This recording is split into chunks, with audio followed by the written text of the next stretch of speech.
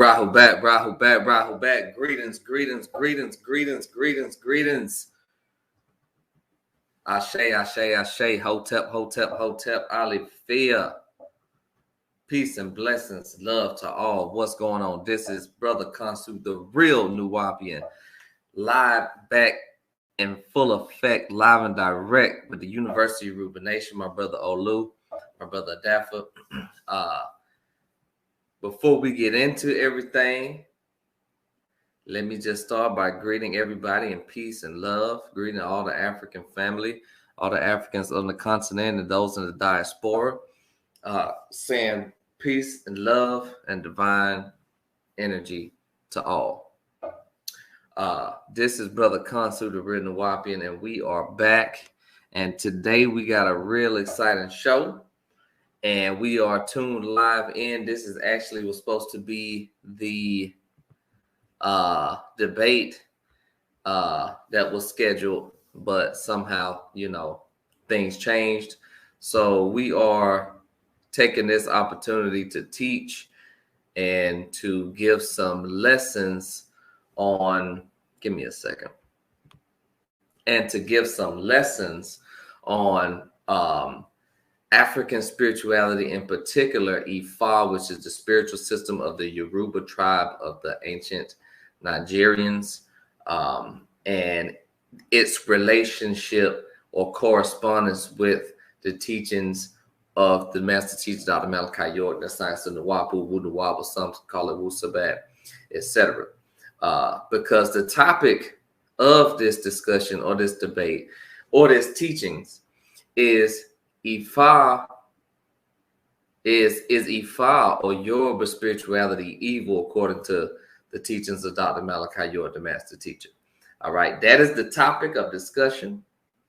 That is what this is all about.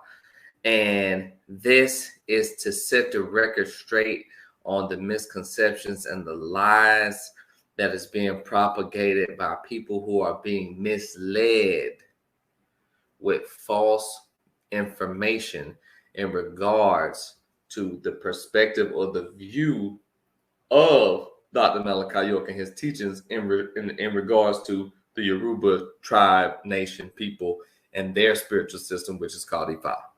All right, so that's the point of this.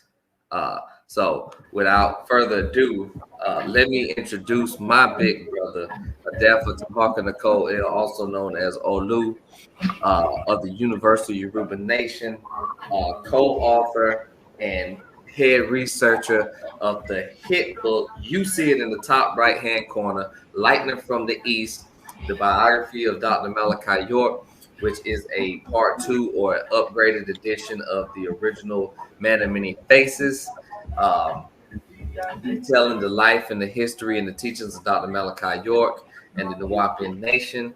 If you have not purchased that book yet, if you don't have either of them, Man of Many Faces or Lightning from the East, make sure you get that off Amazon immediately. All right. So without further ado, my brother Olu, my brother Defa, go ahead and introduce yourself and tell the people who you are what we're here to discuss tonight. Okay, Karo and Kaso, Ekwale, anywhere you are in the world. Shalom, Salam Alaikum, Rahubat. Greetings going out to everyone, the universal, boundless universes. How are you doing, sir? All is well, my brother. I'm doing excellent, man. Excellent. Right. So what we want to do is set the record straight today and set some issues, set a few things straight and, get people up to speed with what's going on. First of all, this is not an attack against the Sabaean nation. It never was, never intended to be an attack against the Sabaean nation. The Universal Yoruba Nation was started or launched following the downfall of the Zulu nation, because many of us are affiliates of, were affiliates of the Zulu nation back in the days. So the good work the Zulu nation did, the great work that Afrika Bambaataa did, regardless of the allegations against him, which have surfaced, he's still a great man and he did a lot of great work. So we wanted to continue that work in the entertainment industry, and also to be like maybe like shock troops to attack the slanderers of the master teacher. That's the purpose of the Yoruba Nation. It's twofold. We've got one foot in the entertainment industry, as we always used to do in the Nubian nation, as well as the scholarly world, or Afrocentric world, or conscious community as well. So it's twofold. It's a twofold strategy. But the main purpose of the Yoruba Nation is to defend the teachings of the master teacher and to defend his innocence. That's our purpose. So there's no way that we could be attacking the Sabaeans, but we attack falsehood. So that's something I wanted to clear up. Now, is there any questions you wanted to ask me before? Okay. Yes. Yeah. Well, that makes sense, man. That makes a lot of sense. You know, a lot of people have these misconceptions about infighting and division amongst the organization, the division amongst the followers, division amongst the people. And what people mostly fail to realize is that this division and this infighting that the master teacher was talking about has been going on since his untimely incarceration, with people who were inside the administration of the office of the organization. Okay, this is what you call infighting and organizational strife and things of that nature. All right, what this is an intellectual fact check due to misrepresentation of the information that certain people pretend to say that they partake in. That's what this is. This has nothing to do with any organizational strife, any hate against any followers that want to call themselves Nuwaupians, Sabaeans, Ansar, Space Cadets. Yeah. And just to clear up, many of us in the Yoruba Nation are former Ansars ourselves, including myself. I grew up in the teachings in Nigeria. So yeah, we're followers of the master teacher. That's never been in doubt. But what we found is that like you talk about infighting, that's a very good point you brought up. This individual, Amun Numa, he took a strong stance, which we had a lot of admiration for. He took a strong stance against the corruption in the organization, in the leadership, and he was banging hard on that. But he seems to have veered off and taken a different direction, and deflected towards the Yoruba culture, which hasn't. There is not a book or a pamphlet or a leaflet or any video, anything of the Yoruba attacking the master teacher. Excuse me, let me turn my speaker down. Hold on. Okay.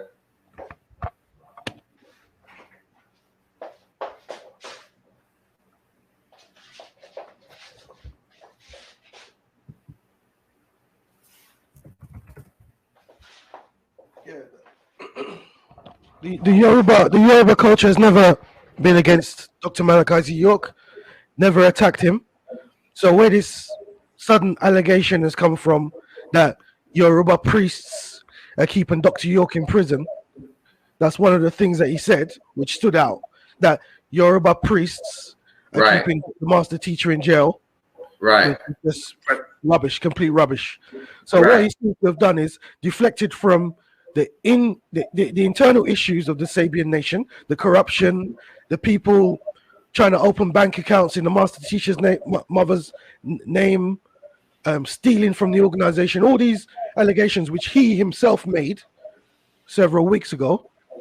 So then he suddenly switched and says everything is the Yoruba culture's fault and that we practice witchcraft. Is there witchcraft and blood sacrifice rituals in Yoruba? Absolutely, 100% correct. However, it is a misnomer and misrepresentation to try to paint everything in the Yoruba culture as being based on blood sacrifice, because that's incorrect. Anybody says that the Yoruba is based on blood sacrifice and blood ritual is incorrect. And that's why I'm here tonight with yourself to challenge anyone who makes that allegation and prove them wrong. Beautiful. Okay, so since you started there, brother, let's go ahead and stay there. And the reason I said that is because I'm already, hold on one second.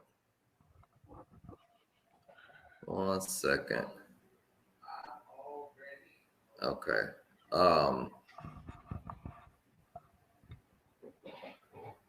Okay, so let's and I want the people to see me. I want the people to see me for this one. This is serious right here. You lost some weight, mate. Oh yeah, brother, I lost. Woo, I'm feeling good right now. I lost. Yeah, you're looking sharp. And let me just say another thing. This is nothing to do with race. I've heard people say, "Oh, you're part-timer." Who? That's got nothing to do with this. This is about information. And if you haven't got information and facts, stand out of the way. You could be Caucasian. I don't give a shit. If you got the right information, then I'll rock with that. This is about facts. So don't try and divert the issue that, oh, the brother's part-timer who. That's got nothing to do with this. This is information. This is to do with facts. If you haven't got facts, then shut up, because you're making stuff up. And there are students of the master teacher out there, and we will take you down because we're scholars. We come into the era now of two types of followers of the master teacher. On one side, there's the scholars. Then the other side, there are the sheep. You see, the sheep who follow, and they don't have any scholarship, like the so-called, I call him the Marshmallow Assassin, Marshmallow Sabaean Assassin. He doesn't have any information, any knowledge, any facts, because he's a follower. Oh, yeah. We are those who he said would be students. He doesn't want to create followers. He wants to create people who could be leaders.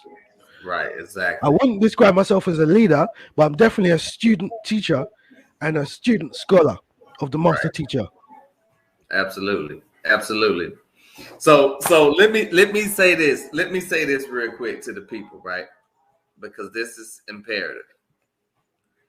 All right. The brother is making assertions that there are Yoruba priests, or maybe that there are people that's hiring Yoruba priests to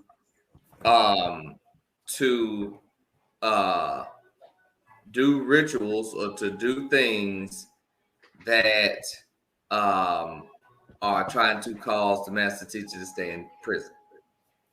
Okay, first of all, there's no evidence. The brother don't have no way of proving or validating anything that he's saying. There's no way he can prove that. All right. Can he show any evidence of Dr. Malachi York saying, hey, it's some Yoruba priests doing some vicious things to me? Y'all need to, no, it's no, it's and I want to say this before we start too, and I want the people to see me clearly.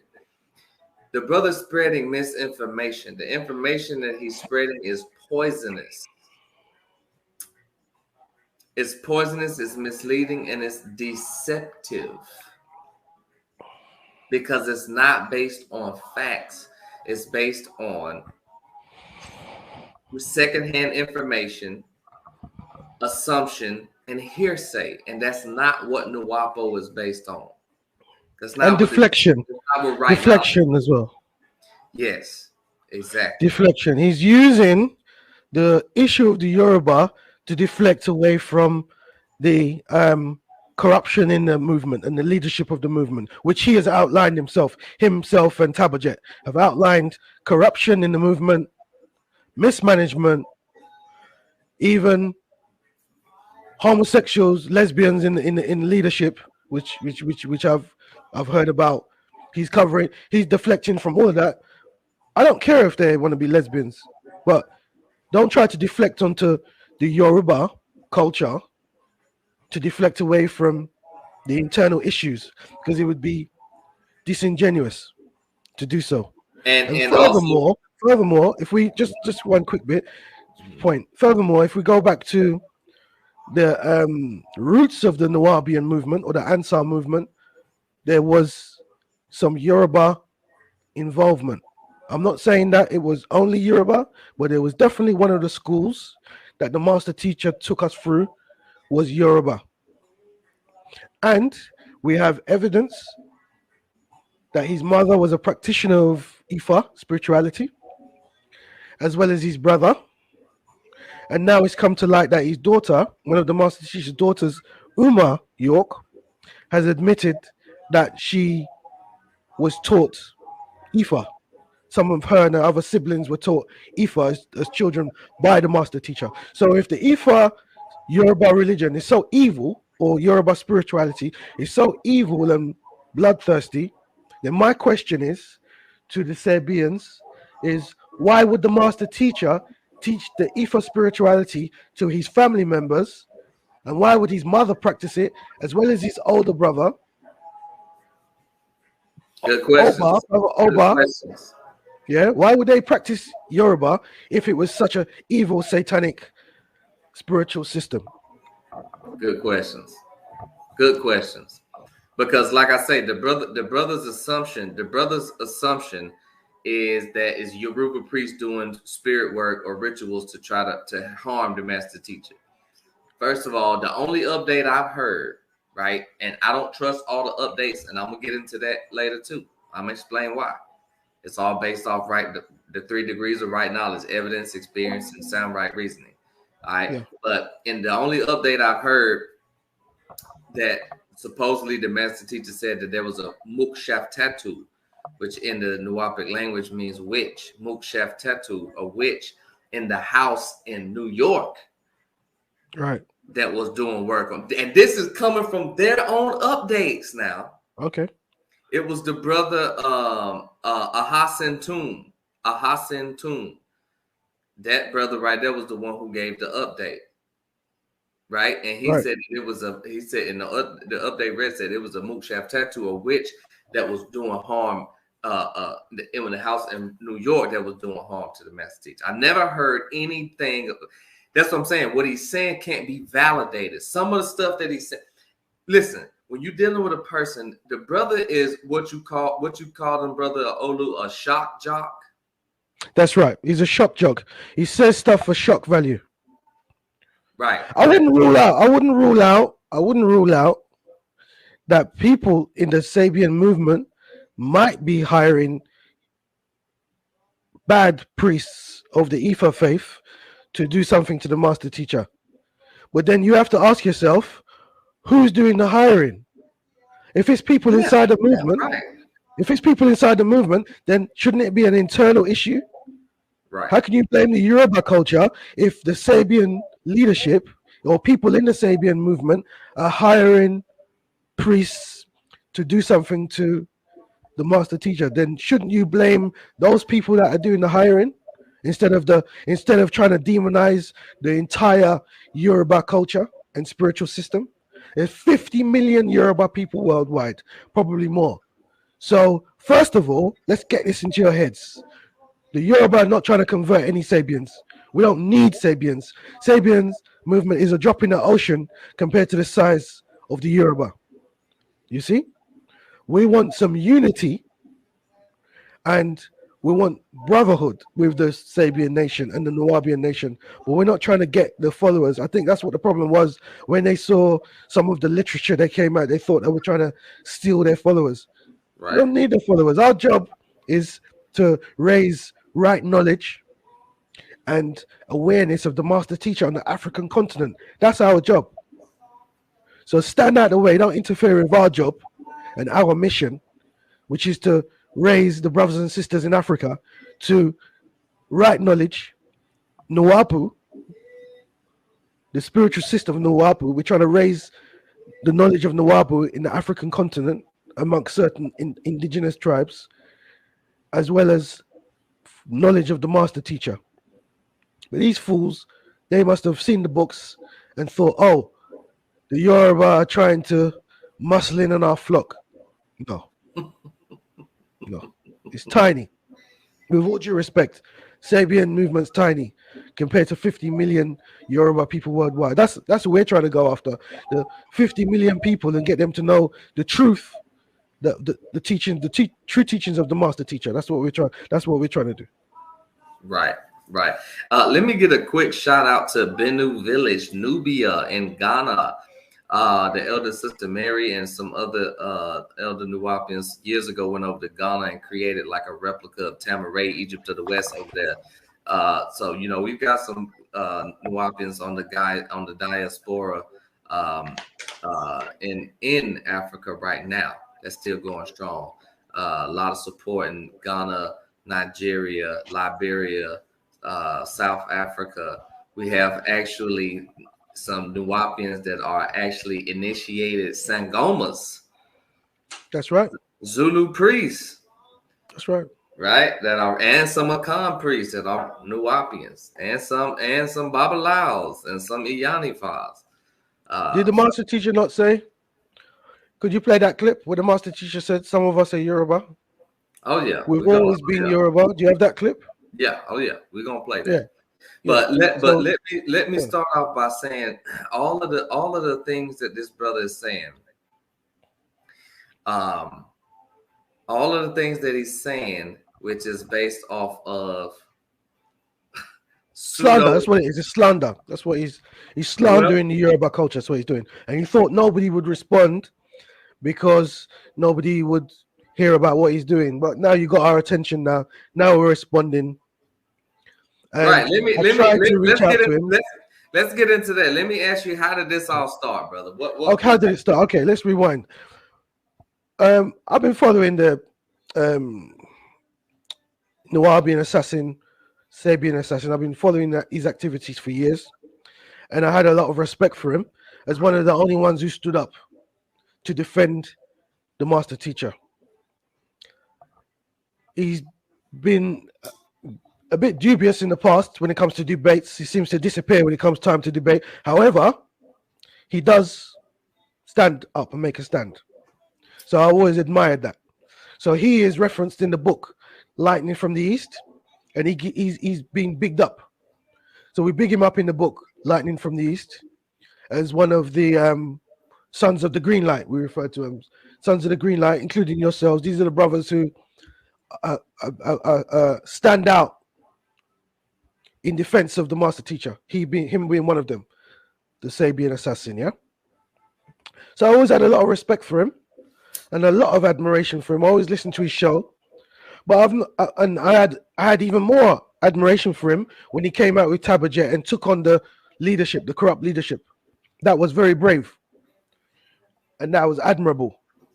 But then he started to just say negative stuff about Yoruba, about the witchcraft and blood sacrifice. We know that blood sacrifice exists. We know witchcraft exists. Now explain why the blood sacrifice is so prominent in the moment.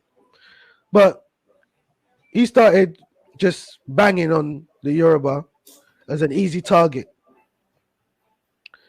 after some weeks. So I wrote him on the inbox. I said to him, no, that's not true. The Yoruba is not based on witchcraft or blood sacrifice. It's based on animism at its core. So let's get this straight for everybody that's listening. At its core, if you don't know, the Yoruba is based on animism. You see? And the second element of Yoruba is divination. These are the two core principles of Ifa. Yoruba is a misnomer. That's a name that came along later, and we'll break down what it means and where it came from, or what it really means. But the core principles of Ifa are animism, which is the worship of nature. Everything in nature has been the creator.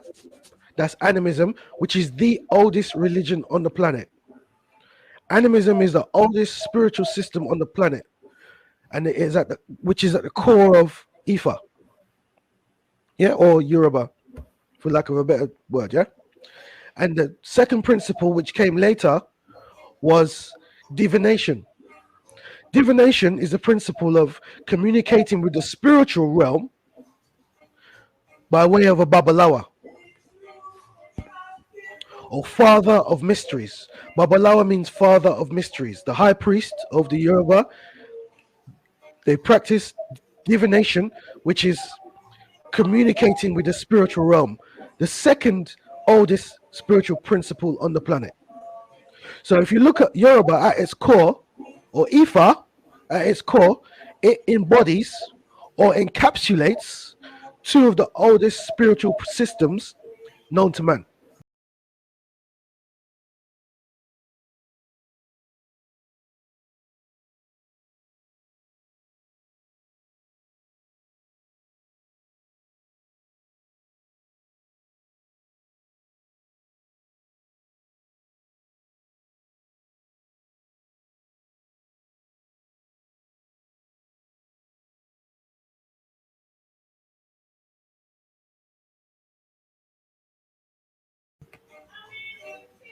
The blood sacrifice is a sorry, there's some music in the background.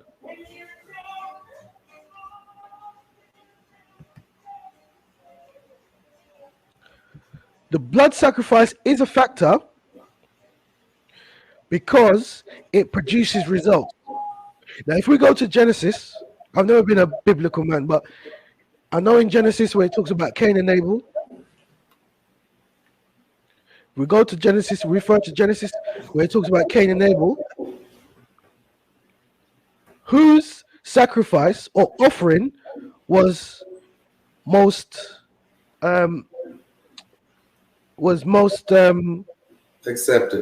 accepted or most value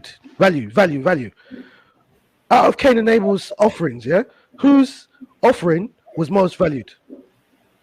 Was it the vegetation or was it the blood sacrifice?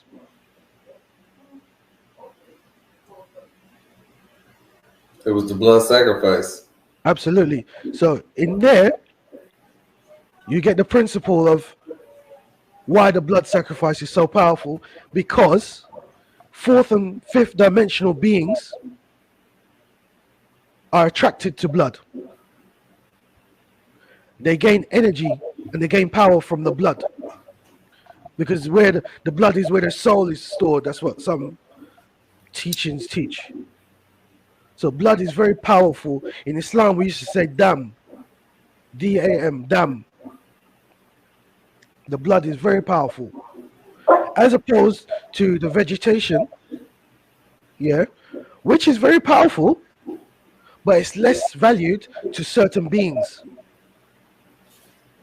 So if you are a spiritualist and you can offer blood sacrifices, even humans, and become a millionaire, which people do, blood rituals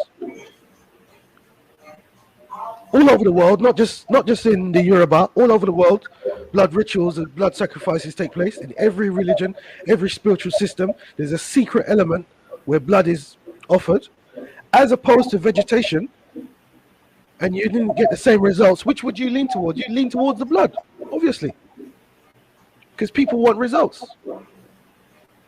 So that's why blood has become so prominent, because you can get results from blood. Right. Right. Okay. We're gonna get in. Okay, we're gonna get into that as well, and we're also gonna take questions. Yeah, to respond to the answers, we're also gonna take questions. Let me say real quick. Let me just butt in real quick, and say this. This is a quote from the African scholar, the Nigerian scholar J. Olamide Lucas, right? Yep. Who, and his assertion, we're going to get into some of his scholarly work too, because we're definitely going to get into some scholarly things as well to prove that what the brother was saying is false. It says the Yoruba people of West Africa are originally from ancient Kemet. In his book, The Religion of the Yorubas, which I posted on my Facebook, I'm going to show it. He explains all the similarities between both. During the feudal period, the Kemetic god Geb, deity of the earth, was called Rapa. Olamide claims the Rapa became Ruba. In the Yoruba language, the P becomes B. a vowel is always introduced between two consonants, and the word ye means to exist or to be, or like the same exclamation in, actually that's the same exclamation in the Semitic Yah, or that exclamation to be, to exist, like Yah or hear, or or listen. It says Ye later became Yah, and when put before Ruba, it became Yoruba, which means Rupa is alive. And according to Yoruba creation myth, they come from the city of Ile-Ife, meaning expansion in Yoruba, and therefore Ile-Ife is the planet. So that right there is showing that even and this is in response to, and we're going to show, this is in response to the whole Yoruba's Arabic claim. And we're actually going to show that the origin of where most Sabians get that information is from the Yoruba book that was put out by the Universal Yoruba Nation. In 2016, we put the book out in 2016. In 2016. So because this is what everybody say, and this was put in an update, right? This was put in an update. Let me show. This was put in an update. And in that update, it's right here.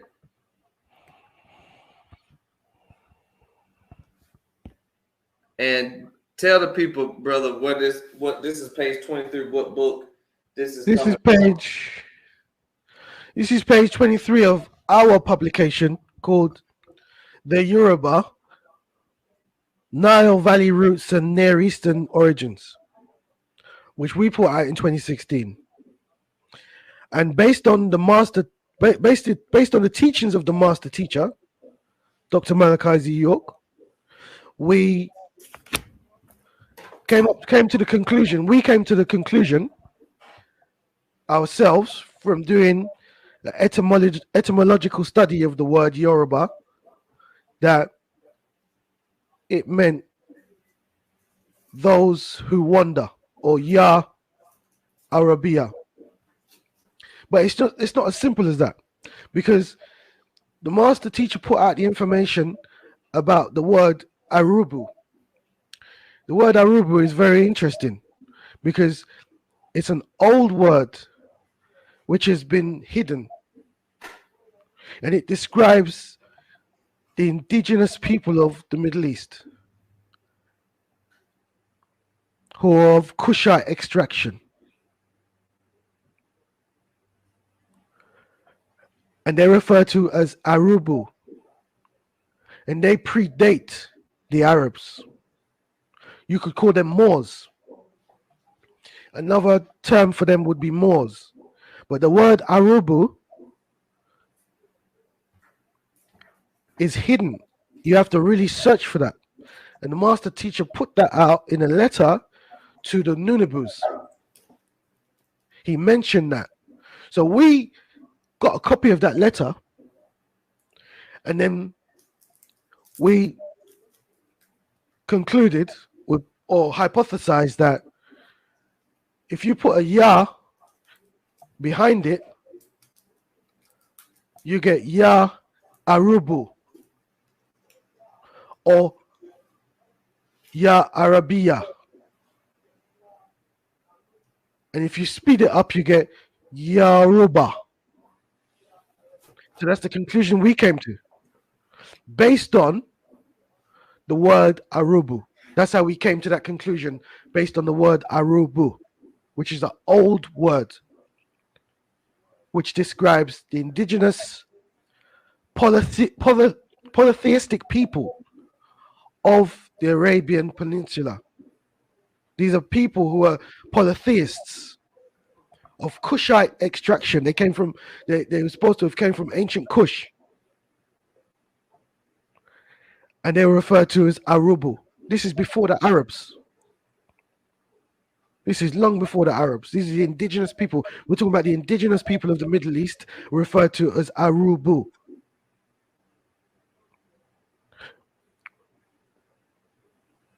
And then if we go back to the book Yoruba from 1973, written by the master teacher, it says that the Yorubas were the followers of Nimrod. Now, where did Nimrod come from according to Genesis?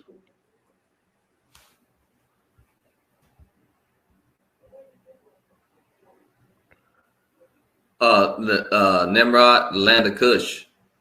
Exactly. Could you repeat that again? The land of Cush. The land of Cush. According to the master teacher in the book. So if you're going to quote the book, the Yoruba from 1973, you have to have a thorough understanding of that book. I've had that book since I was a child. So I've dissected that book. Yeah, because he tried to say, the assassin said that Nimrod was an Amorite, who came with the Amorites and the Canaanites. I was like, man, what? No, Nimrod was a Cushite. Nimrod was of Cush. Yeah, so Nimrod was of Cush, and his historical name is Sargon or Sharokin of the Akkadian Empire. Who are the Akkadians? The Akkadians are Kushite invaders of Mesopotamia. So it all links in back to what the master teacher said about the Yorubas being from the Nile Valley. Right. Where is Kush? In the Nile Valley. So it all links in together. Right. You don't quote that book to me. I've had that book since I was a child. Yeah, he's crazy. He tried to quote the book. He quotes it out of context. He doesn't really understand the teachings. The book is written from an Islamic perspective. So he tries to denigrate the Yoruba by saying that the Yoruba are idol worshippers and pagans. Yes, according to Islam, they are. The book, the Yoruba, was written from an Islamic perspective. So, of course, the master teacher will refer to Yorubas as pagans. However, if we look at the ancient Kemetans or Egyptians, they were also pagans and idol worshippers. So I think the Yoruba are in good company being pagans, because paganism is the original religion, which gave birth to so-called monotheism. Exactly. Now, while we on that, brother, I'm going to show something real quick, right? I want to show something that ties right into that.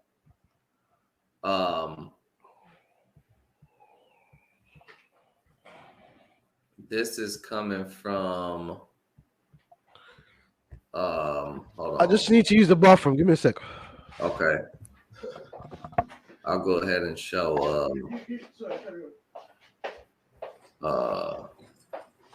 Because we're going to show and prove that this brother does not know what he's talking about. Okay. We're going to show and prove that.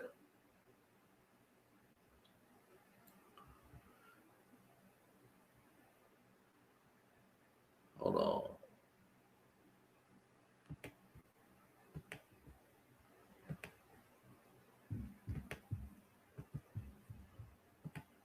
All right. This is Samuel Johnson on the Egyptian origin of the Yoruba. Right? Okay.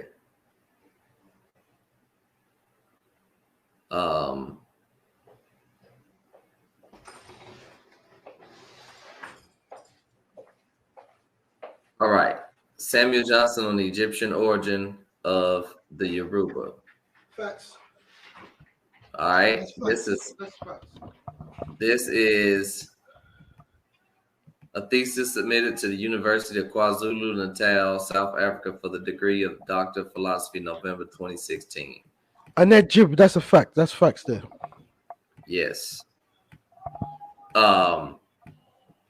Okay.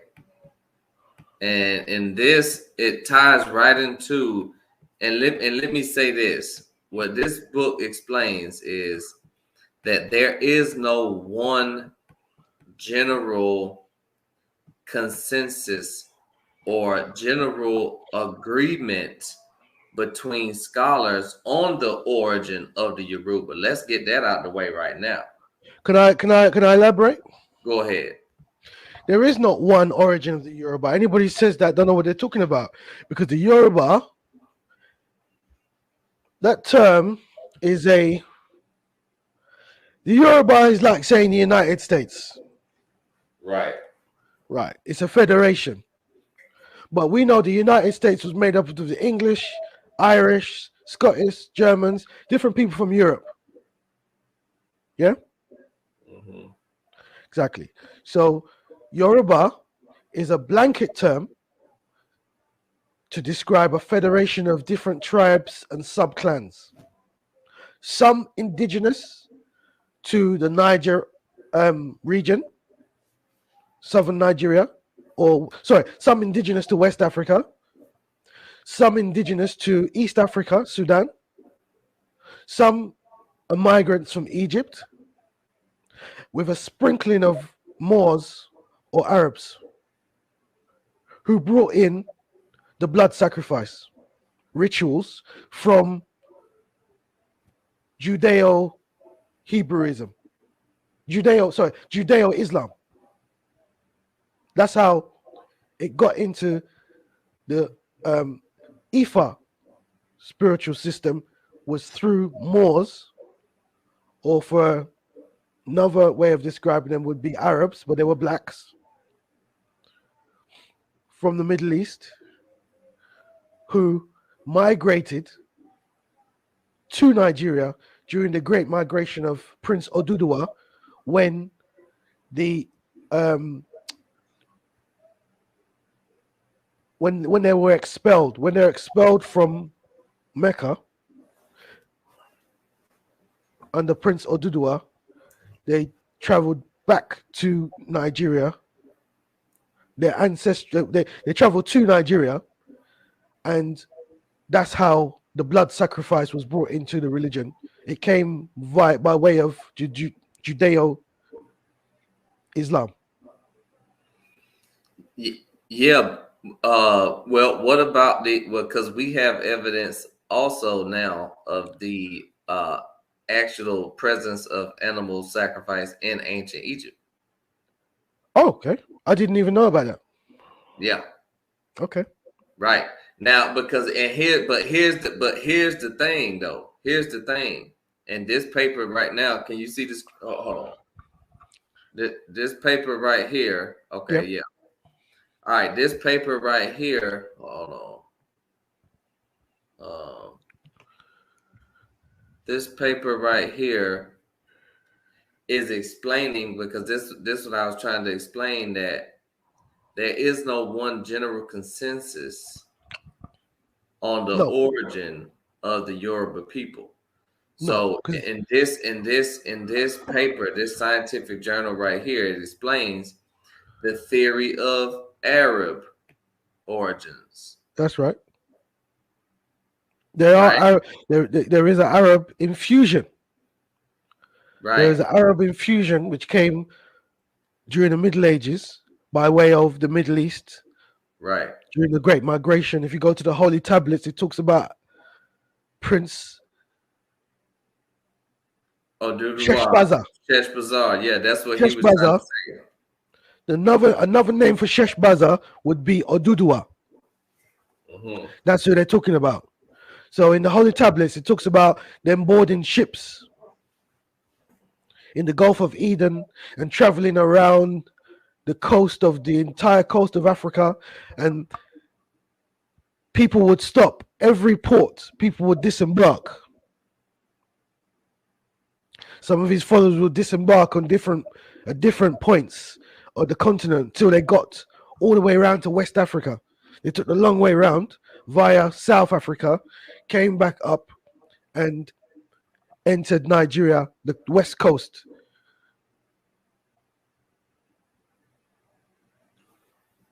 Mm-hmm. They Right. disembarked So, in Nigeria. right. So it says the debate concerning the origin of the Yoruba and their culture started before Samuel Johnson. There is a tradition according to which the Yoruba and their culture originated from Arabia. Muhammad Bello in the early 19th century proposed that the Yoruba originated from Arabia. That's true. In Infakul Masur, a work written by him in 1812, Bello regarded the Yoruba ancestors as migrants who left Iraq for Yoruba land. It says the Yoruba were remnants of the Canaanites of the tribe of Nimrod. That's exactly what you just said. That came from the tablet. So that's tying right in, right? Right. And where does that come from? Sorry to cut you. Where does that come from? That comes from Professor Samuel Johnson. It's called the Johnsonian hypothesis. Yes. He was a Sierra Leonean professor. He was also a clergy, a Christian member of the church, and he was the one who first came up with the theory of the Middle Eastern connection to the Yoruba. Right. Because he found some Arabic words in the Yoruba language. The Yoruba language is heavily laced with Arabic words because of the infusion of black Arabs or Moors into the Yoruba culture. And again, the word Yoruba comes from Arabia, but it's not the original name of the people. You see, we can't let them play this trick. Yoruba is not the original name of the people. The original name of the people is Eku or Eko, E-K-O or E-K-U, which is a greeting, which means welcome. And we say Ekuele, Ekuaso. It's a prefix of a greeting. Ekrale, Ekaso, Eku. Right. That's the original name, one of the original names of the Yoruba people. Right. Now, and I've also heard from a Babalao that I was close friends with for about 2 years, and he taught me a lot. Nothing to do with divination or nothing, but he, and it's crazy because he was also familiar with Nuwaupo. He was also familiar with the teacher, with right knowledge, with the scrolls, with Dom. And man, I mean, me and him, he used to, oh man, just so many. And we're going to get into that too. This is going to be extensive. We're going to get into the similarities also between Ifa and between the Yoruba cosmology or their creation story and the creation story of the ancient Egyptians, and in relation to Nuwaupo as well, because there's a lot of similarities.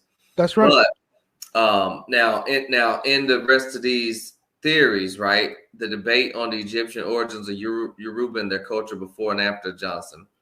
You got the Arab theory, you got the Jewish theory, the Etruscan theory, the Egyptian theory, and the theory of the local origins of the Yoruba and their culture.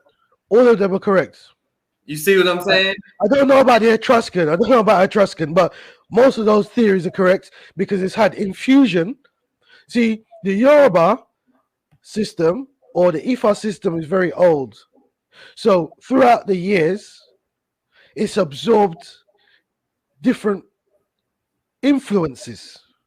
Just like now, if we go to South America, amongst the people in Brazil, they practice a form of Yoruba which is heavily laced with Catholicism, called Voodoo, which is basically Yoruba mixed with Catholicism, because Yoruba or the Ifa system has absorbed so many different spiritual systems throughout the years. So when someone comes along and say, oh, there's witchcraft in Yoruba, of course. We never said there wasn't witchcraft, but witchcraft is not the basis of Yoruba. The basis of Yoruba is animism, which is the oldest spiritual system. But over time, people have come along and Yoruba has absorbed them, because there's not one size fits all in the Yoruba. Like, for example, there is a Hebrew or Judaic element to the Yoruba. Very simple. when you say Ya Arabia, it means those who wander or those who migrate. A more correct definition would be those who migrate. Yeah, those who migrate from one place to another. Migrants. Yeah, migrant traders. That's what the Yoruba means. Migrant traders. Yeah. If we look at the word Hebrew or Ibri, it means those who cross over. Wonder, yeah, same word. Right, same word. So you could argue that the word Yoruba means Hebrew as well. Same word, same definition. To wander, to migrate, to move around. It's nothing complicated. But then we have tribes or sub-tribes like the Ijebu. The Ijebu, in their tradition, they came from Sudan. There's nothing to do with the Middle East. In their tradition, they came from Kush. That's what they assert. They came from Kush. Then you have clans like the Egba. The Egba are indigenous to Nigeria. They're indigents. Then you have the Edo, EDO people, yeah, who are also called Benin. They're indigenous to Nigeria. You see? So it's a federation or confederation of different tribes, clans, subgroups, migrants, different hodgepodge of different people. Okay. Under one umbrella term, Yoruba. That's where the confusion comes in. Sorry, go on. All right. So when we get into the in this paper, right, what the brother is explaining is that out of all these theories, origin theories, right? Yeah. That the most prominent is the Egyptian origin. Oh yeah. And the reason the most prominent is the Egyptian origin is one particular key. This is the key to solve. I just call it the Nile Valley origin, you know? Yeah. And yeah, that's the title of your book anyway, right? That's right. The Nile Valley origin of the Yoruba. And That's people right. just so blindly ignore stuff when it's right there in their face. But the reason that the Egyptian origin theory is the strongest, and like I said, this is if you study, here's what's crazy. If Nuwaupian Sabaeans would start to study more outside of what the master teacher wrote, and as a means for research, referencing source material, and scholarly research, then they would find a lot more information to add on to some of the things that they profess, that they teach or believe. Well, I told you at the beginning of this build, there are two types of followers of the master teacher now. There's two camps. There's the camps of those who are. I'm not disrespecting anybody. It's just what it is. Those who wait for updates and new scrolls to come out. Yeah. And they are, to me, I refer to them as the followers.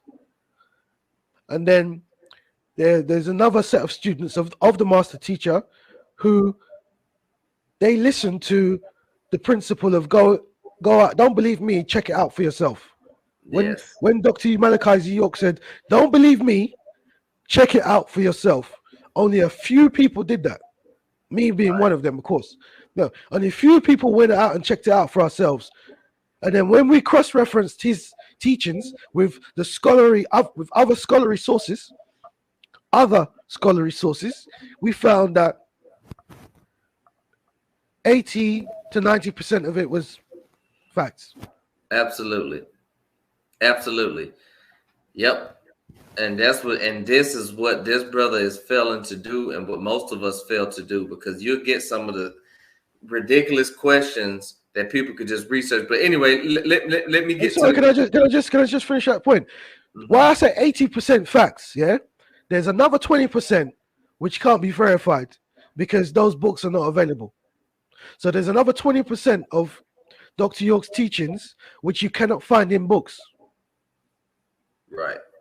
Right. So you can't cross-reference that because it's spiritual information, That's which right. the man is not going to put out in books. Right. That information exists, but we're not going to get our hands on it. So that's why I say 20% can be verified. There's another 20%. So 80% can be verified, and there's another 20% which you can't find Absolutely. because it's apocryphal. Right. Sorry, go on. Okay. And so the reason the Egyptian origin of the Yoruba, because here's the thing, the brother wants to focus on the Arab origin, or at the point of time, and we're gonna get through point for point, or the point of time when the Yoruba went to Arabia, then left Arabia, right? But I'm gonna show and prove some things, but the most important part of that is that was in the late century, what, 8th century or something? 7th century. Yeah. The Okay. 7th century. 7th century they left. Around the 7th century they were expelled from Saudi Arabia by the followers of Muhammad. Obviously, Muhammad came in with Tawheed, the belief in the oneness, and then they were referred to as the idolaters.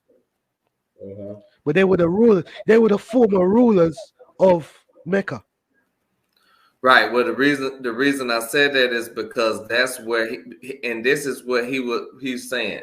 A brother asked him a question and said, "Well, Yoruba can't be from pre-dynastic Egypt if it's from the 8th century."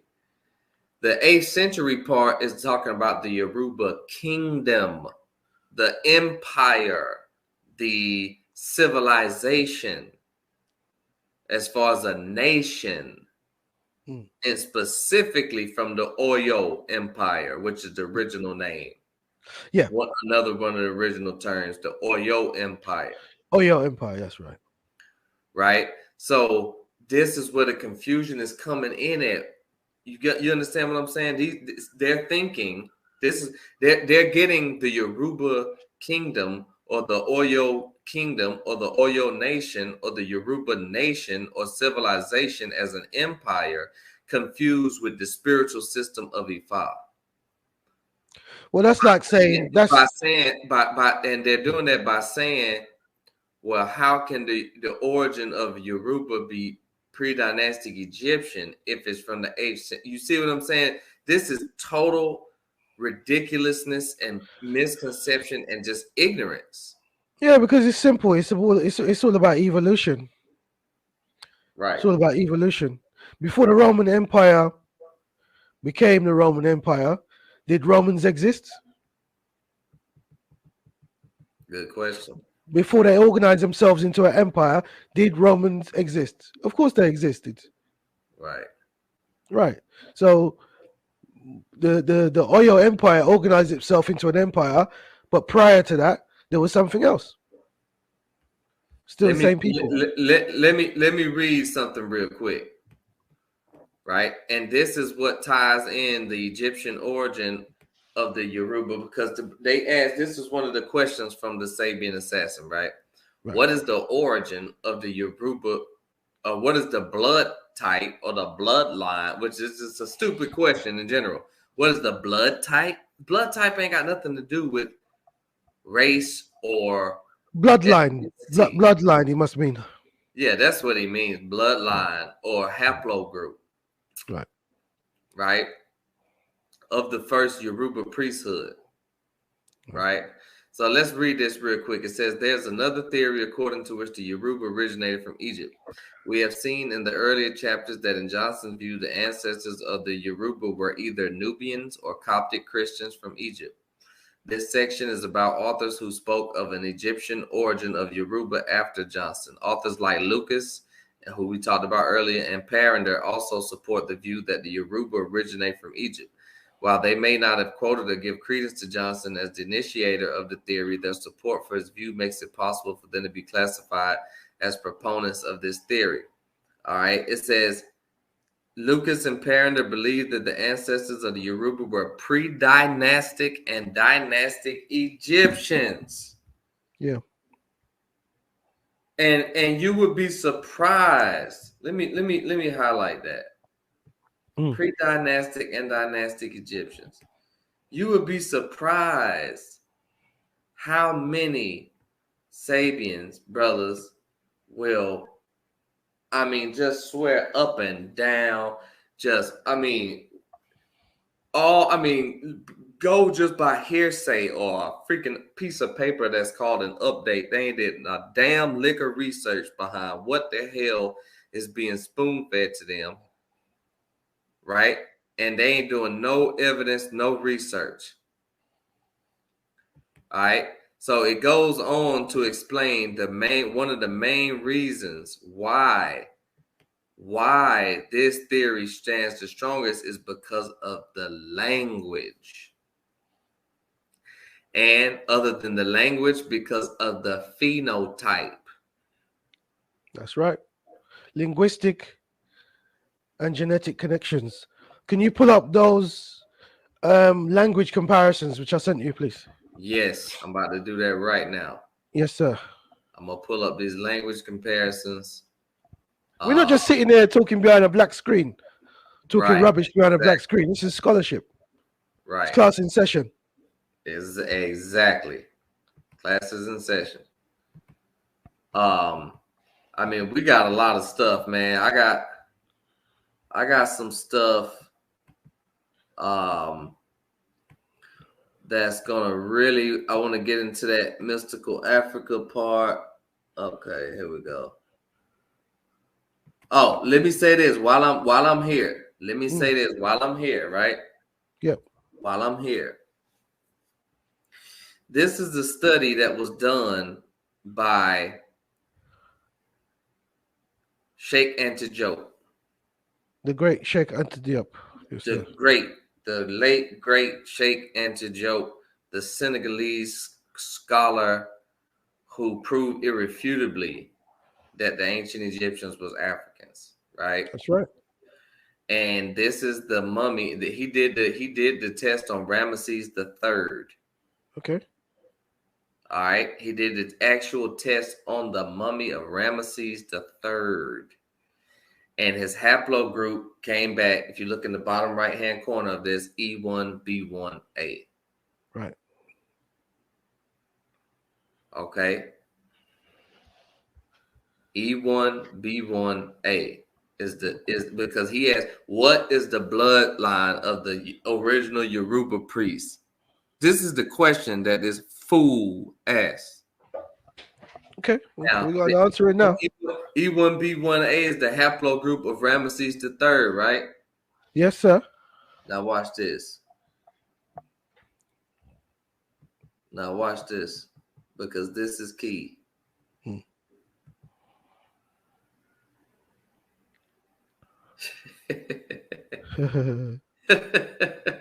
You see that?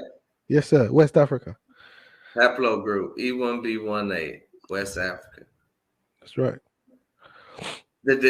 Anybody knows that the haplogroup of the West African, or what they call Bantu type Africans, that's right, is E1B1A. What does this mean? This means that the Yoruba people of today, right now, unmixed, some of them, most of them, of unmixed majority, let's say, have the same belong to the same haplogroup as Ramesses III of ancient Egypt. What does that mean? What does that mean, my brother? Talk to me about that. What that means is the not just the Yoruba, but many of the West African tribes, such as the Akan, the Ashanti, the Urobo,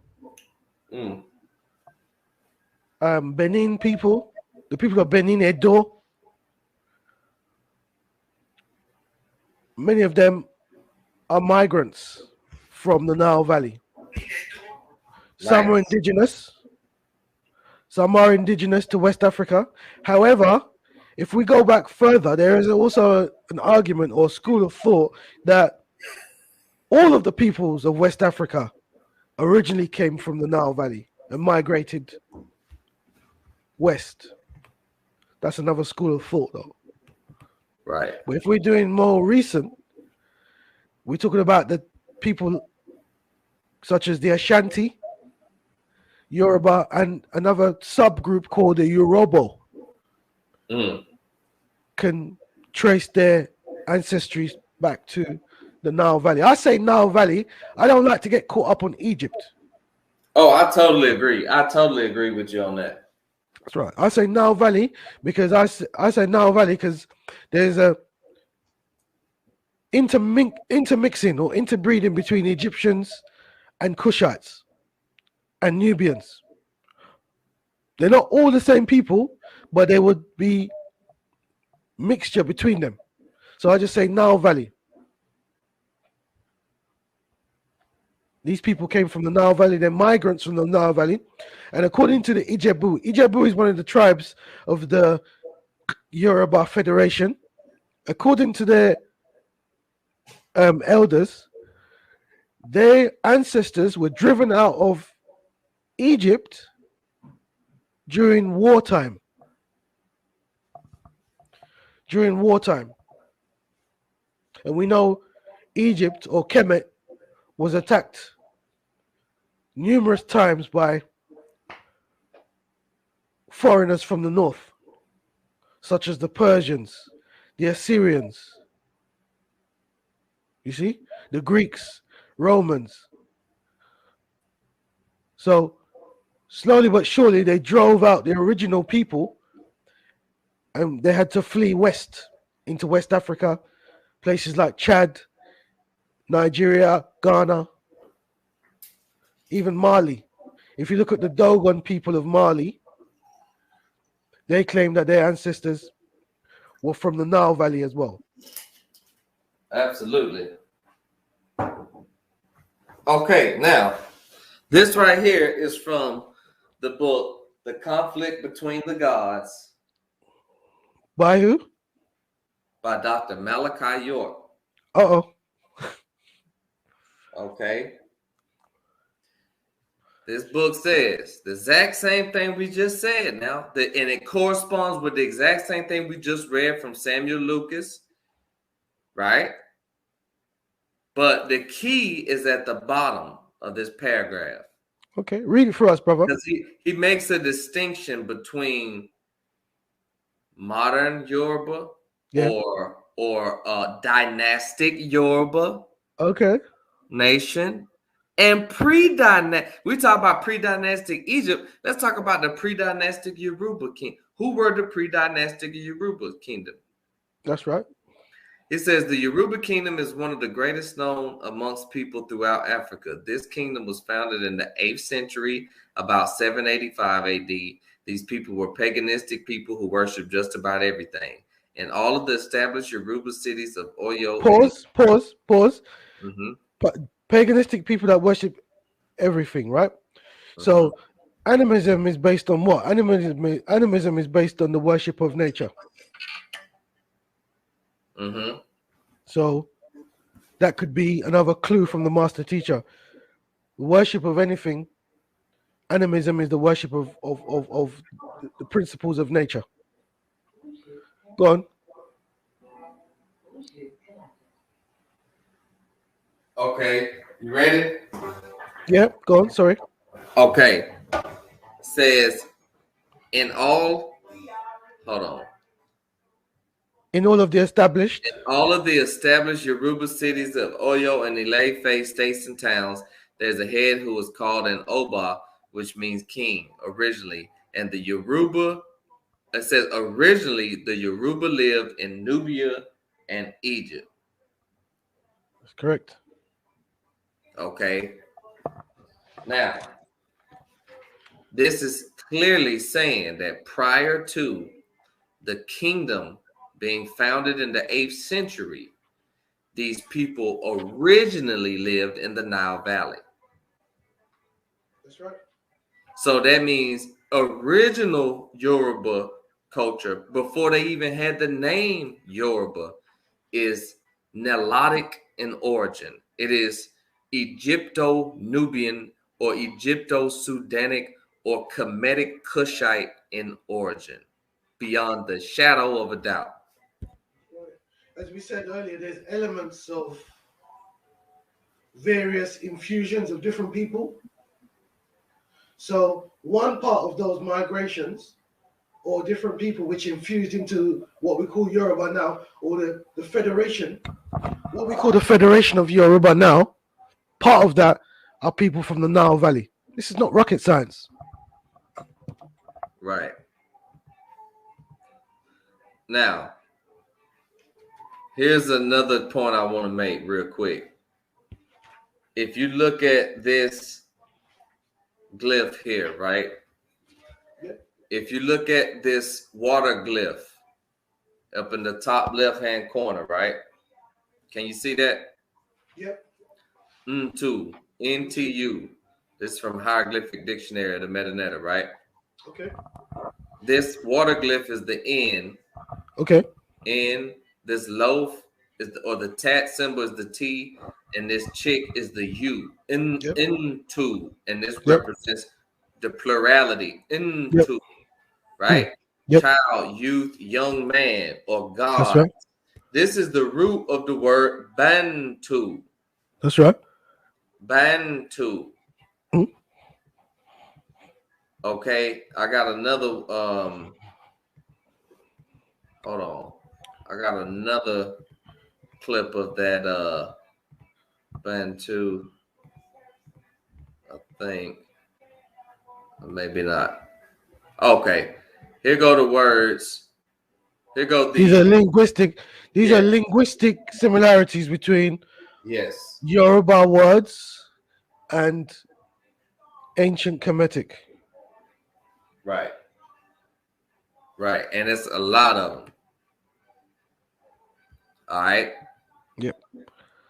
Okay. This is taken from our update of the master teacher's work, the Yoruba. This is our we updated the master teacher's Yoruba book for the African diaspora audience.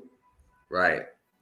So because many of those people wouldn't have seen that original Yoruba book. That's right. And I want to point out this key here, this Ori, right? Because a lot of people will assume or say that Ori comes from the Orishi or the Rishi, which is the Hindu, right? Yep. But it's also in the ancient Egyptian Horiwo, which for head, and Ori is the head. Yes, sir. So we've got the Kemetic on the left. Yes. And the Yoruba on the right. On the right, exactly. All right. I just wanted to point that out. Okay. But since we're okay, so now back to the key point here. The main this is to tie. We've already proven that the Yoruba or the Bantu West African type Bantu type Africans of today belong to the same haplogroup, right? Yep. Or the genetic branch, or have that common genetic origin of the ancient Egyptians, right? Through the works of Sheikh Antijote, right? Yeah. We've already proven, and just for shits and giggles, let me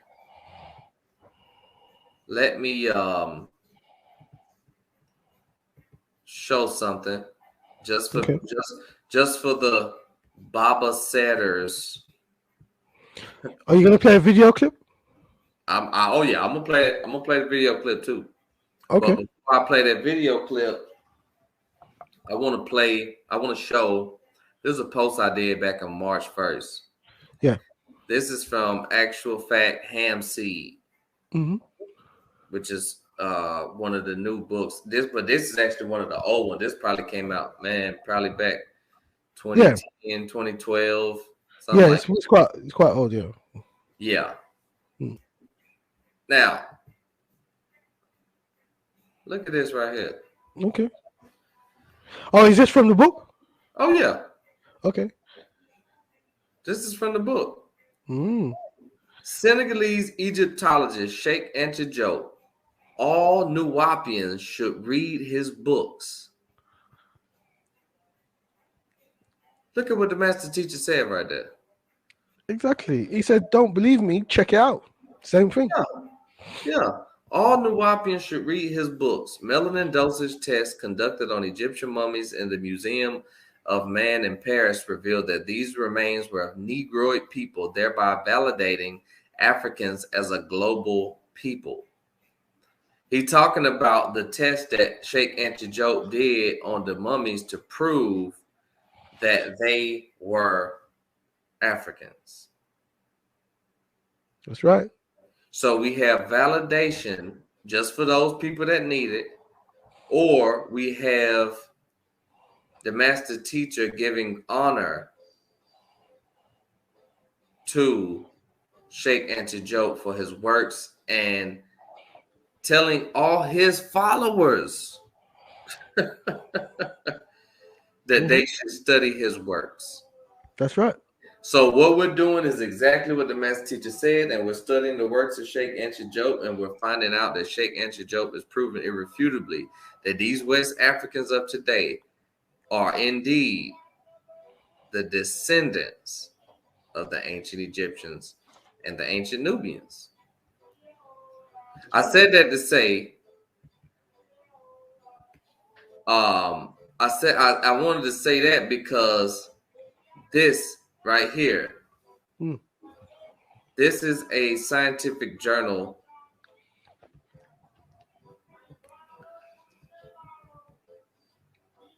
called Ancient Egyptian and Modern Yoruba Phonetic Regularity by Dr. Theophile Obinga. Okay. Theophile Obinga, guess who that is, brother? Theophile Obinga. Yeah, and he was actually a friend and student of Sheikh Antijote. That's right. So this goes neck and neck with the direction that the master teacher is pointing us in, as far as him giving us advice on other scholars' works to study that ties into his studies. Because the master teacher ain't never was no hater now. He know he the master teacher. Yeah. But he also knows that he's only one man, and that in order for him to validate his teachings, he must not, because this was the good about the master teacher. Not only do he have his own teachings, but he'll be like, okay, yeah, this, you can rock with them, you can rock with this teachings, but this other stuff, maybe, it ain't factual, whatever. Yeah.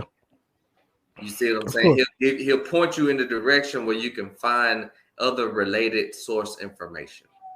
That's right. And we proved that in our debates and in our rebuttals against the Amun Ra squad and Chuck Morgan and all them fools who were saying that Dr. York don't use sources and that all this. We've already proven that. Yeah.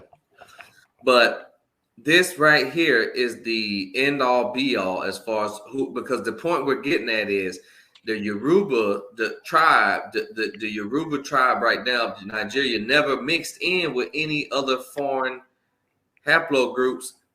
It's not in their phenotypes. Majority of them. If you look at the phenotypes of majority of Nigerians right now in general, especially of the Yoruba, they haven't been mixed in with any Arabs or anything like that. Matter of fact, I'm gonna show in one of the updates where it says that the natives didn't mix in, but they picked up some practices.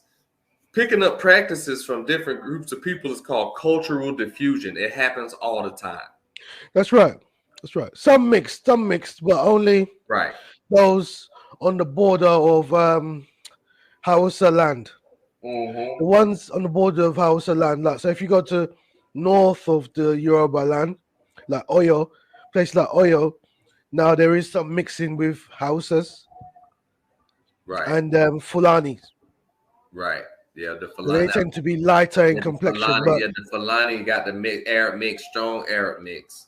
That's right. So, but if you go to Ile Ife, which is the Holy of Holies, the holy city of the Yoruba, they have that same pure phenotype Right. with the Right. pointed heads, you know, like you see on the ancient Egyptian, the princesses of I think it was Tutankhamun, his sisters, or I think they're his daughters, something like that. Right.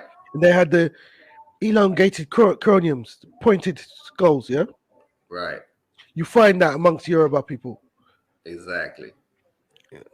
Now, moving right along, right? This is the work of Theophilo Benga, who is a student and a friend of Sheikh Antijoke, who is a honored scholar and referred source from the master teacher, Mm-hmm. right? Yep. And it says, abstract, this exploratory study according to the linguistic comparative method, which is the linguistic comparative method is in full is called the comparative linguistic analysis. Comparative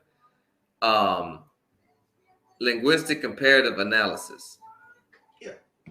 Right? Which is basically comparing the linguistic similarities between languages of people that's separated in region. Which we showed earlier in that graph. Right. Same thing. Same thing. Now it says question of method in comparative linguistics, right? And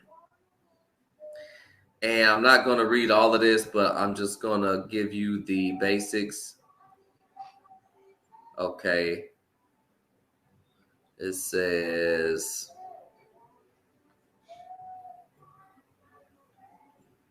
okay. Ancient Egyptian pharaonic language and modern Yoruba language are chronologically and geographically two distant languages. Chronologically, meaning they separated by time, meaning the Yoruba nation came thousands of years after the Egyptian nation. That's right. And geographically, meaning the Yoruba land is thousands of miles on the other side of Africa than the Egyptian land. Right? Yeah. It says, but however, if we find regularity in comparing them, the conviction of their common ancestrality becomes more and more probable. They belong to the same linguistic tradition and community, although their historical and spatial depth is enormous. Do you hear that? That's right. Okay. The language is the key. A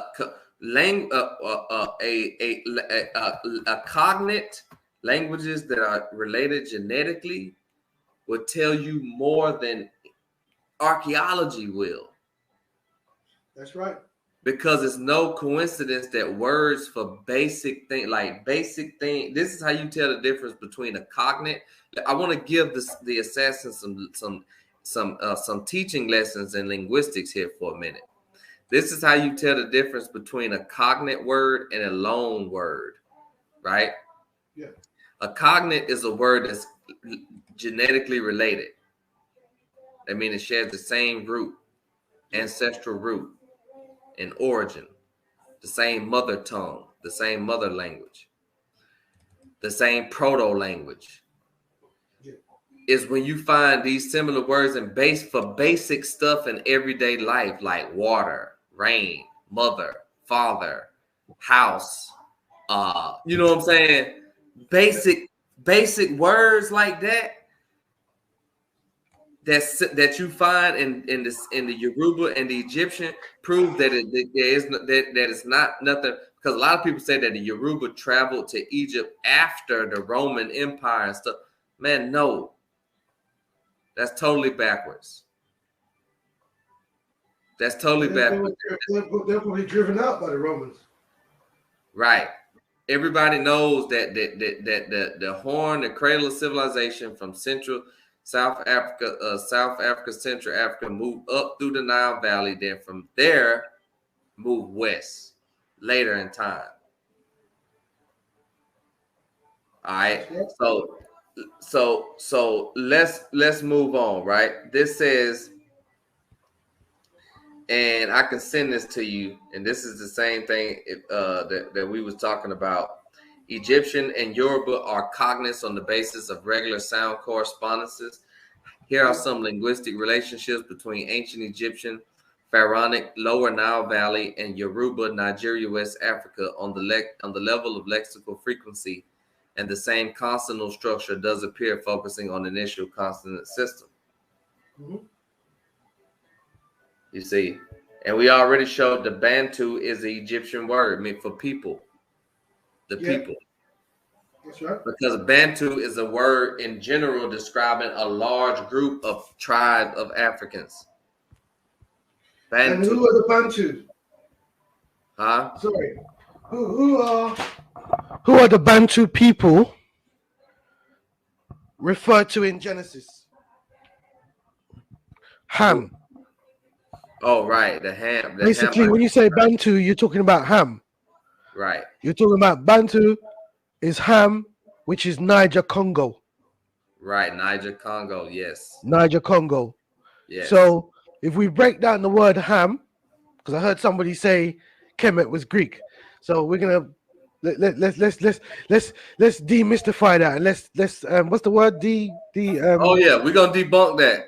Yeah, debunk that. We're gonna debunk that later. But yeah. Well, hold on. Before we get to that, to that nonsensical, coonish crap, that's the most dumbest thing I've ever heard in my life. Before we get to that, I want to read one more thing from here. Okay, sorry. Take your time. This is given the sound changes from the ancient Egyptian to the Yoruba to the Bantu, Coptic. Take your time. But the point of it is, right?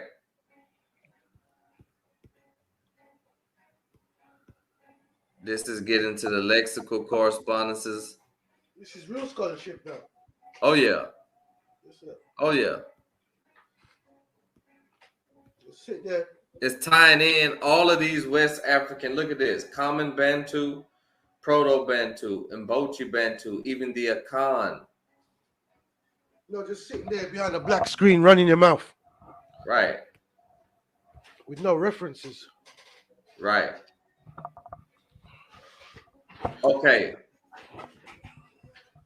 And this is just exactly what you just said. It says sound correspondences between ancient Egyptian and Yoruba cognates or related words are regular and can form and meaning show strong similarities. It means that ancient Egyptian and Yoruba can be traced back to a common stock older than Niger Congo, Benue Congo, Proto-Bantu, or Common Bantu.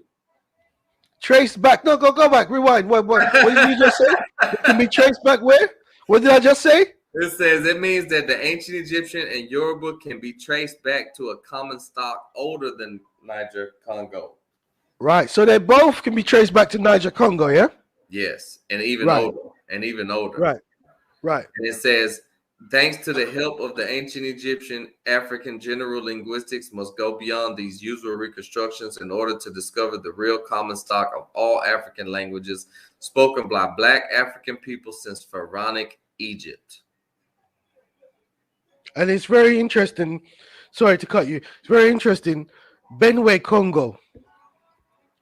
Benue is the river which connects the Nile to the Niger River. Because at one time, the Nile used to flow from east to west as well as north to south. Sorry, as well as from north to south, or south to north, whichever way you want to look at it. Yeah, the Nile used to flow from east to west. It was one river, and the connecting river between the Nile and the Niger River is the Benue River, River Benue. And you could sail all the way from the Nile Valley all the way to Nigeria and what connected was Chad. So when earlier they said, "Oh, the Yoruba and the ancient Egyptians are such a far distance between them," not really, actually, because the only thing that separates Egypt from Nigeria is Chad. Right. Just one country, Chad. So it's closer than people want us to believe. Mm-hmm. Sorry, go on. Exactly. Okay. Hold on 1 second. All right.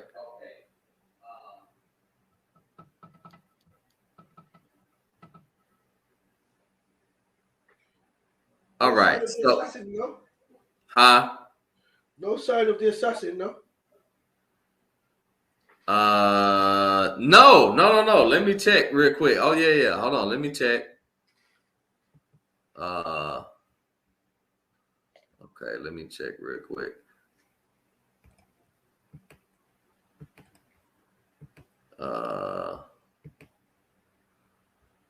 Okay.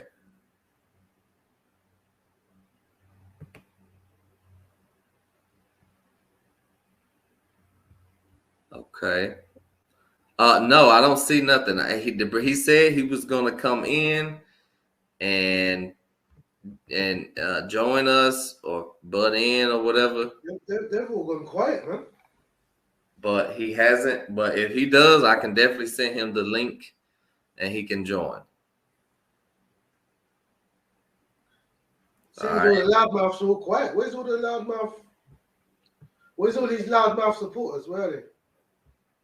Yeah, they quiet. Ooh. Shout out to everybody in the chat. Sugar Shane, Alexis Goins, Tossa back. Question. Teddy Blanks. Huh? Teddy Blanks has got a question. Teddy Blanks had a question. Yeah, I'm gonna answer that. I'm gonna answer Teddy Blank's question. Okay. I'm gonna answer that. Right, but but we ain't seen nothing from him yet. Okay.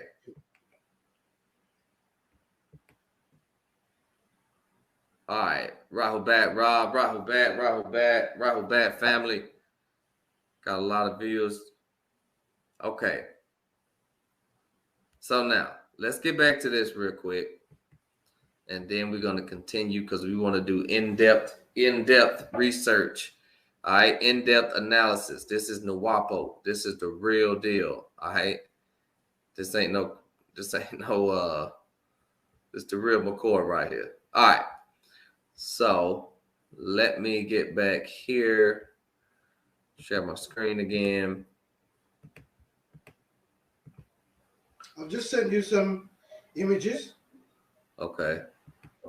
So we can build on that in a minute. Well, when we can build on those images later. Okay. Where was I here? Now. So, all right. Now, here's the key point. And we're going to have to go there. We have to go there because it's necessary to go there for clarity. It's necessary to go there for clarity because people are thinking, well, both of these brothers supposedly supposed to be from the same school of thought. Why are they having these ideal differences or these doctrinal differences? Right? So I'm going to explain how or why that, can be interpreted as that way. But now that we've already explained where the origin of the Yoruba are, right? Mm-hmm. And we'll even be fair in saying where the most evidence point to the origin of the Yoruba being, because there are different theories, but we accept the Egyptian and Nubian origin of the Yoruba, and so does the master teacher, because we just read it. And we're about to read more. We're about to read more confirmation of that. But I want everybody to notice how when the brother did his presentation, he totally skipped over "Let's Set the Record Straight."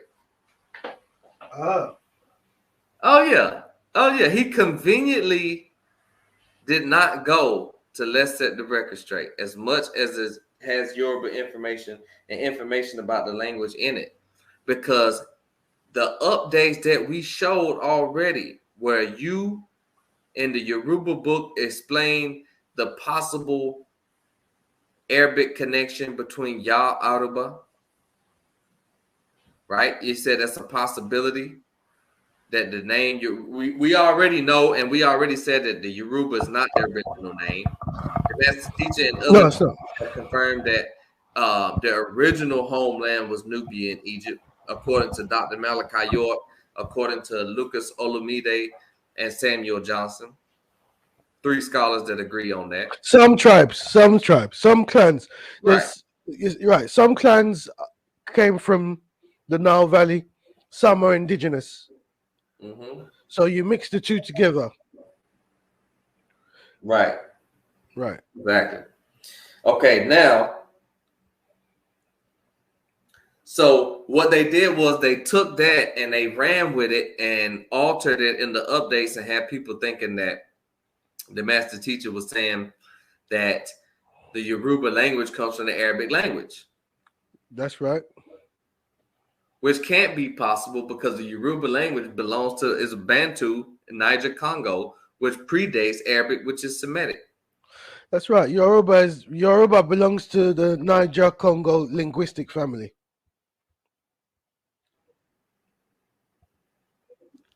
Right. Now, we just showed the work from Theophilo Benga. We just proved irrefutably that the language is related and that they're related by haplogroup. That means they are the same people, which is why the language is related, because they're the same people that migrated from the Nile Valley to West Africa. Now, Yep. even when you go into the Igbo, who may be a more ancient people, They are. it's widely accepted, right, that the Igbo are more ancient people, that they migrated pre-dynastic time, migrated to West Africa in pre-dynastic time. Yeah. You see, then you got some theorists, some scholars that say, and these are all African scholars we talking about. You got some scholars that say Ile-Ife is a mythological place. I mean, you have to be wide. Like I say, you have to be. These modern European scholars don't want to openly admit that West Africans are the ancient Egyptians who migrated.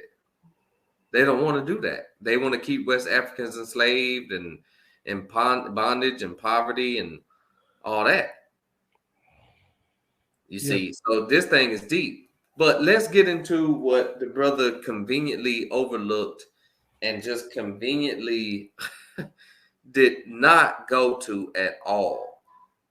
No, it's deliberate. He deliberately did it. He knew exactly what he was doing. Yeah. He deliberately did it to demonize the Yoruba culture and to Yes. also demean it and make it look like it's of Arabic origin. So it just demeans it. Yes. It's a calculated effort.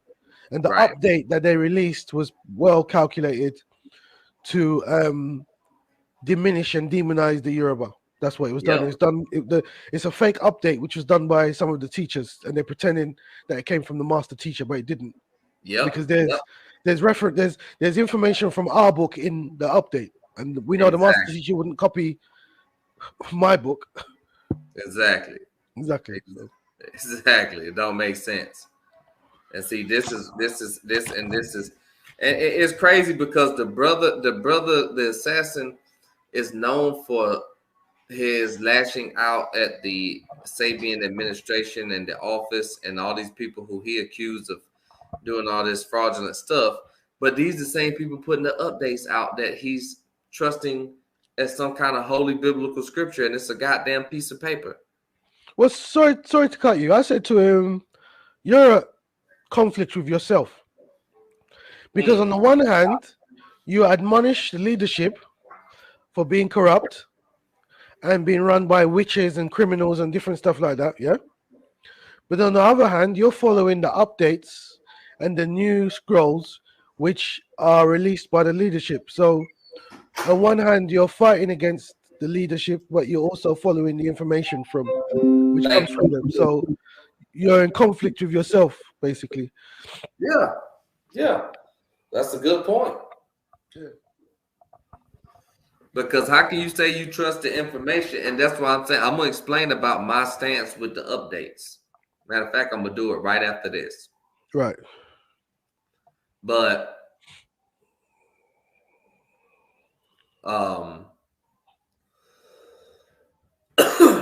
here is the key. Now, this is exactly what now here's another thing too. Let's set the record straight, right?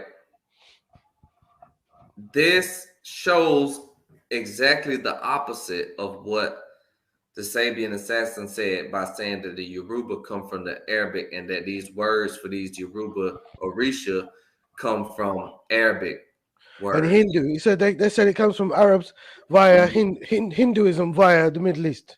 Right. But watch this. What we about to read from the master teacher from Let's Set the Record Straight, one of his first 360 books, says the exact opposite, brother. Let's go. Let's skim through this real quick. We got it. Says he starts with saying voodoo in general. He said through media, voodoo has been given a negative connotation because, as usual, its roots are found in Africa. Whereas the Druids of Europe and the shamans of Russia would be the exact same thing in another language. Voodoo is the calling on ancient ancestors for guidance and power, and is a very widespread practice amongst African tribes. Sorry, pause. That's divination. That's what he's referring to, divination. Absolutely. Where you communicate with the ancestors and the spiritual realm. Right, and summoning the forces of nature. That's right. And the negative connotations. See, the master teacher is basically describing what the Sabians are trying to do now. Yes. They are. Thank you. Trying to demonize the Yoruba culture, which is an indigenous African culture, and spread negative connotations over it. The same way the Western culture has done. So they're doing the same thing that the West has done. Yeah. To African spirituality. It's the same strategy. Sorry, keep going. All right. And it says, okay, we're gonna go on down. 236. Okay, Obatala, some of the deities. Okay, now watch this. Listen to this now. Yes, sir. It says, the special color of Obatala is white. His temple, shrine, object, dishes must always be white. The priests of Obatala wear white clothing and beads during rituals. All other Orisha must pay homage to him. He is the so-called master of wisdom and creator mentioned in the story of creation. As you can see,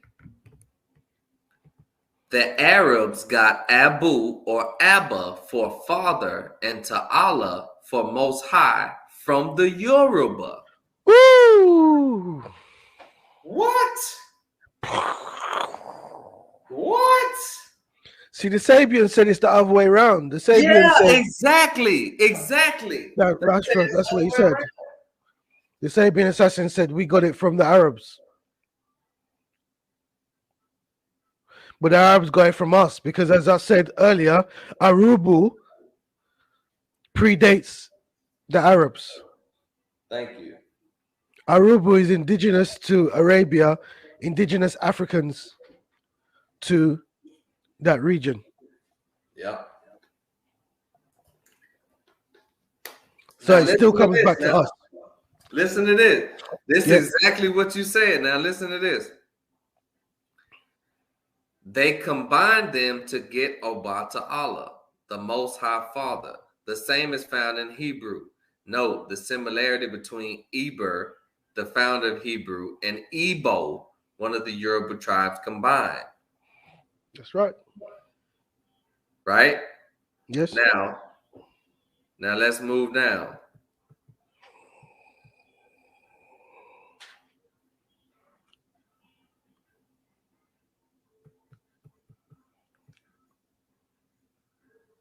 It's going through all the different orishas. Yeah. Right? Olaroon, Obatala, Yemanya.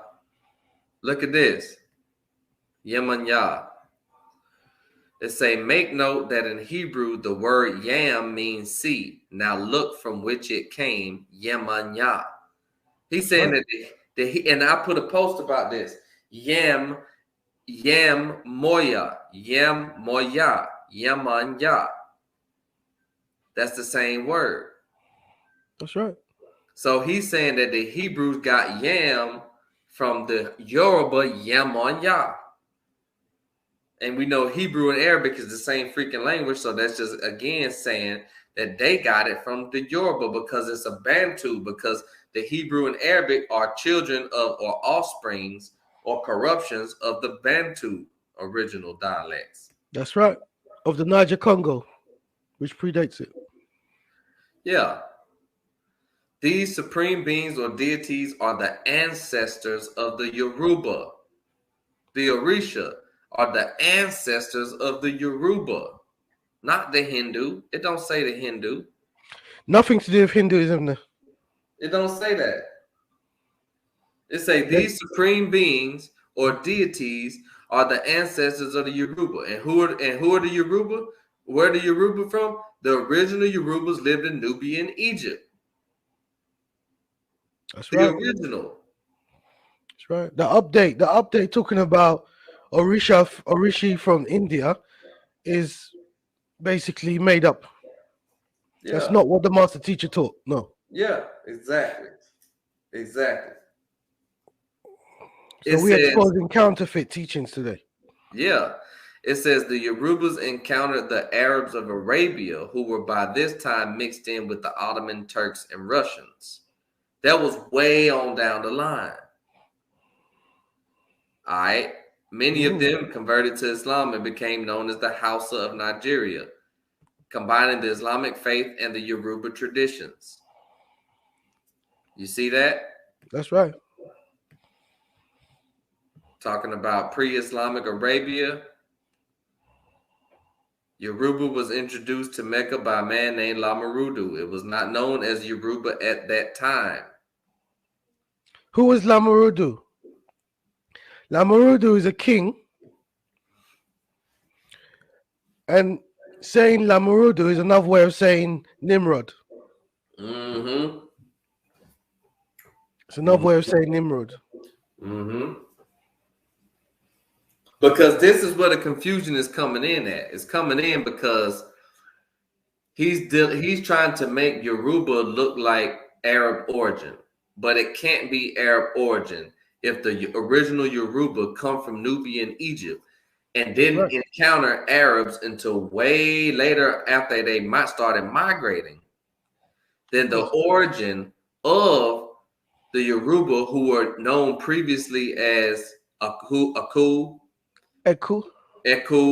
yeah, and also the Twa or Kwa people. Right. That's their ancestors. Their ancestors would have been the Twa or Kwa people from the rainforests of Congo. Right. And these were your direct descendants. They are the ancestors. The Twa people, the ancestors of the indigenous people of Nigeria. Exactly. The indigenous tribes like the Edo. Right. All right. So, with that being said, we see right here where the confusion is coming in at. You see, it's not confusion, it's misinformation. Yeah. It's misinformation purposely put out to demonize the Yoruba. Yep. But they thought nobody would realize, nobody would notice. Exactly. Okay, now.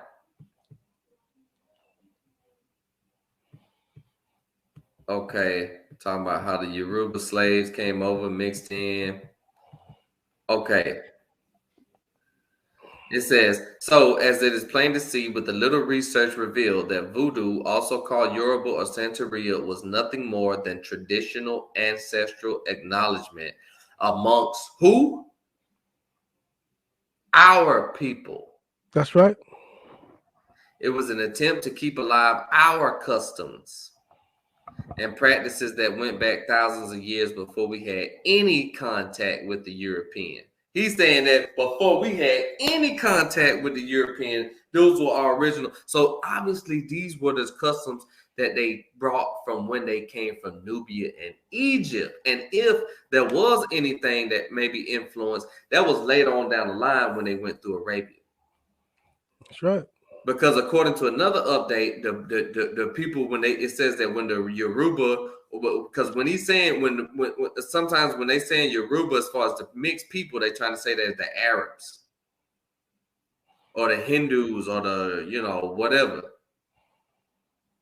But the reason that's a problem is because they don't look like from these 7 and 8 ether sub races mixing in is where you get your wavy hair Ethiopians with the straight nose, your wavy hair Somalians, the light skinned ones, you know what I'm saying? They look different between, or the Sudanese with the light skin and the wavy hair and the thin nose, as opposed to the original natives.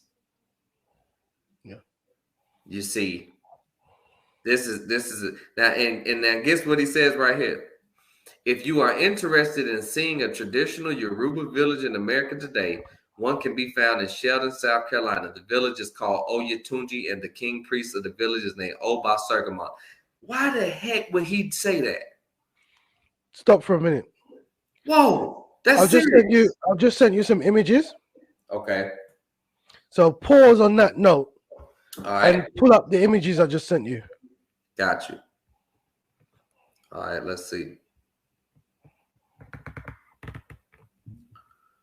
Got you right here. There. Next to that. Next to that. Next to that. No, keep going.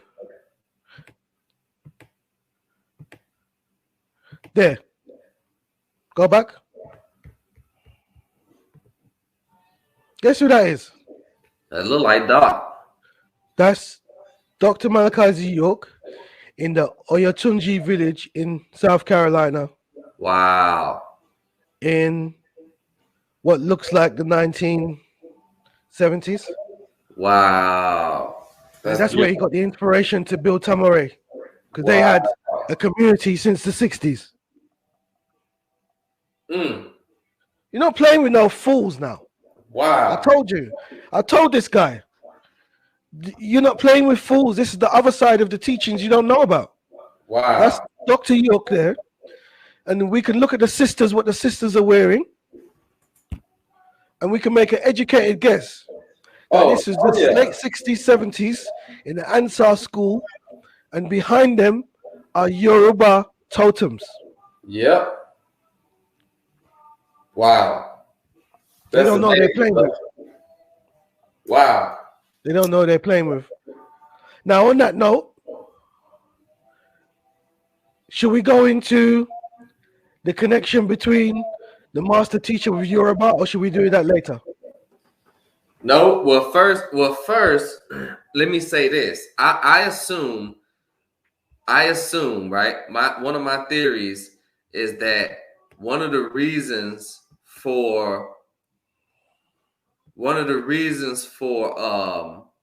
this backlash against the Yoruba from some of these new updates is due to the fact that there was some of Dr. York's children who profess to be Yoruba or profess to have some kind of uproot in those teachings, being the child of Dr. York. So let's go to let's listen to our audio. Let's listen to this audio of Uma York, one of the daughters of the master teacher, and her experiences as a child, to see if there was any kind of Yoruba influence or Yoruba teachings Just play the clip I sent you because this one's too long. Or, yeah, this is oh, right. you want to play it from there? Okay, cool. Yeah. All right. Yeah, from 13 minutes. Yeah, cool. Now, are you so at this stage of your life, and I'm gonna go jump forward and back. At this, wait a minute. Let me say shout out to Harker Bay. That's right. This is where this is coming from. Putting that work in.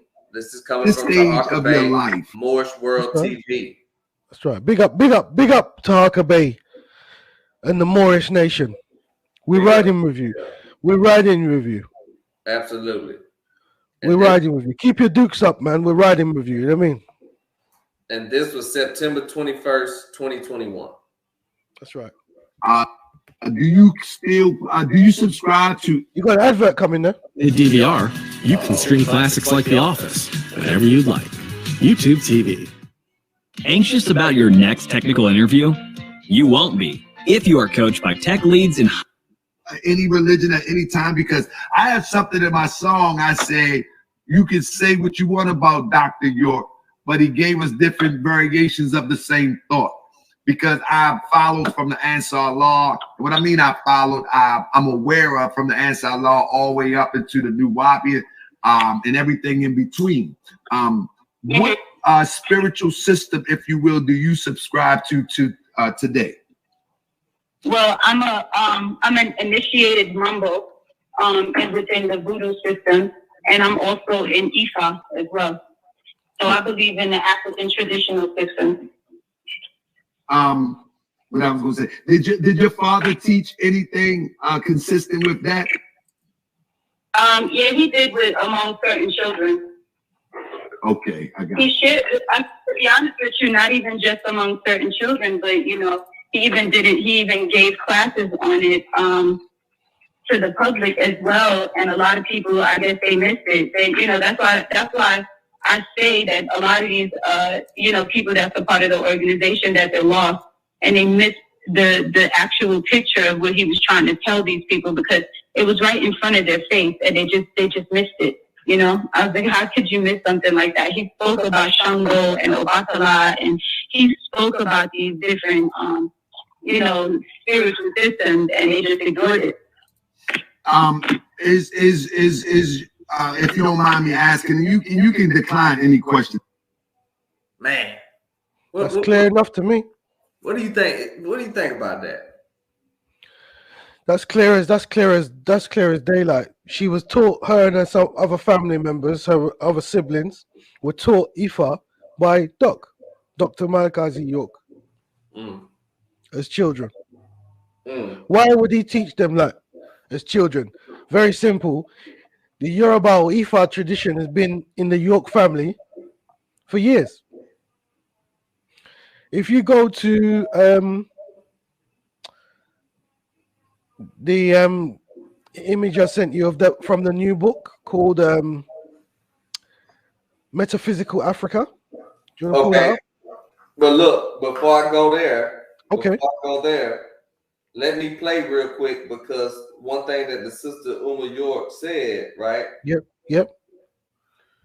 She said that he spoke about it in class. Okay.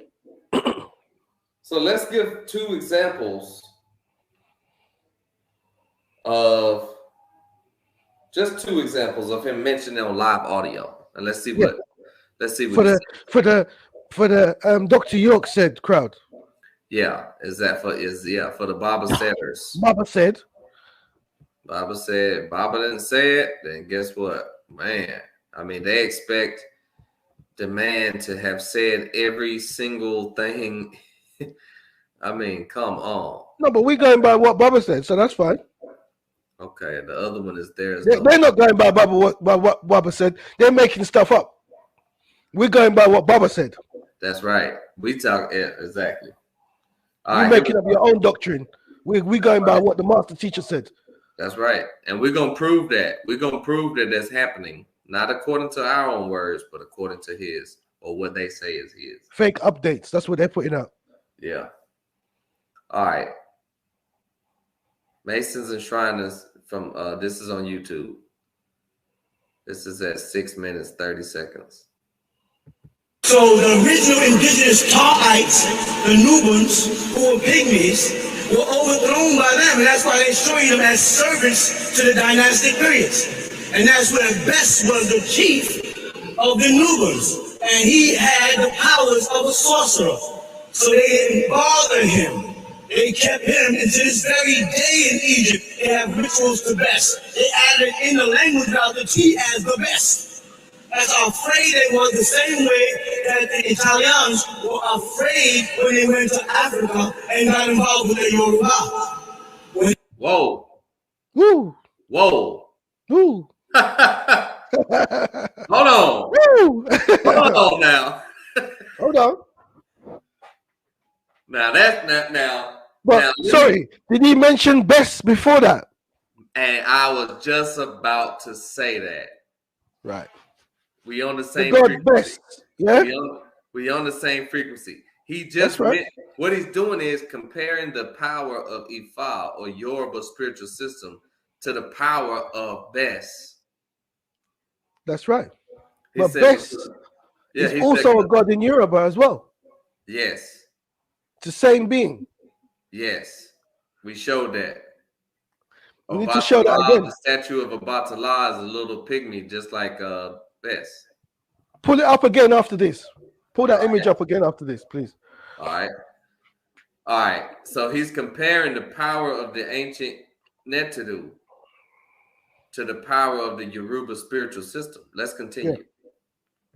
When they went to Cuba, America, messed with Cubans, and they was over there dealing with Santeria, they backed off. It was like, whoa, they backed off. They took them months just to get Noriego out, and only got him out because he gave up on his voodoo and went to a Catholic church.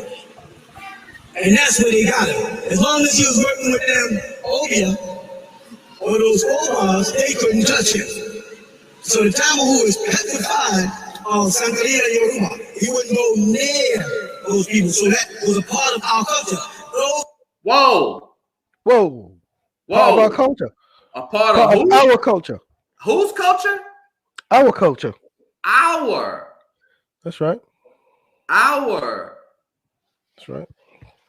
I gotta hear that one more. Hold on. Yeah, Wait a minute. Wait a minute. And months just to get Noriego out, and only got him out because he gave up on his voodoo and went to a Catholic church. And that's where they got him. As long as he was working with them Obia or those Obas, they couldn't touch him. So the Tamahu is petrified of Santeria Yoruba. He wouldn't go near those people. So that was a part of our culture. Those original Hathites, which were in tune with the forces of nature, it comes to them voodoo. Whenever you deal with nature and say, well, I acknowledge the great mother of the sea, may you call her Ogun, and the god of the air, and the god of the water, and the god of the earth that grows the food that I eat, and the god of the sun. You know, when you start doing that, they freak out and say, oh, you're a pagan. Meanwhile, they have eased paganism into their religion by going to church on Sunday. Whew, man. Brother. Yes, sir. To me, that sounded like Doc teaching on Yoruba system, Ifa system. Well, pull up that image about Bes and then we can elaborate more. Okay. Because Doc mentioned Bes, the power of Bes. Yes, that was key. That's right. That was key. That was key, man. I think he mentioned that for a reason. That's right. For those who can catch it, those who know. Because Bes was the Twa or Kwa primordial or pre-dynastic diminutive pygmy. That's what he represents, Bes. Yeah? The ancestors of the Egyptians were the pygmies from Niger, Congo. So in Kemet, it was called Bes, and in Yoruba, it's called the child of Obatala.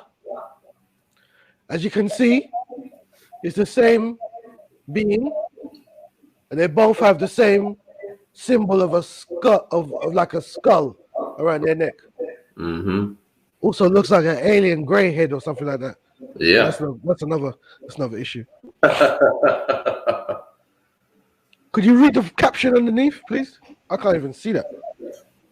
It was just a quote from J. Olamide Lucas about his the Yoruba word from Rupa, which is a name for the Kemetic Egyptian deity Geb.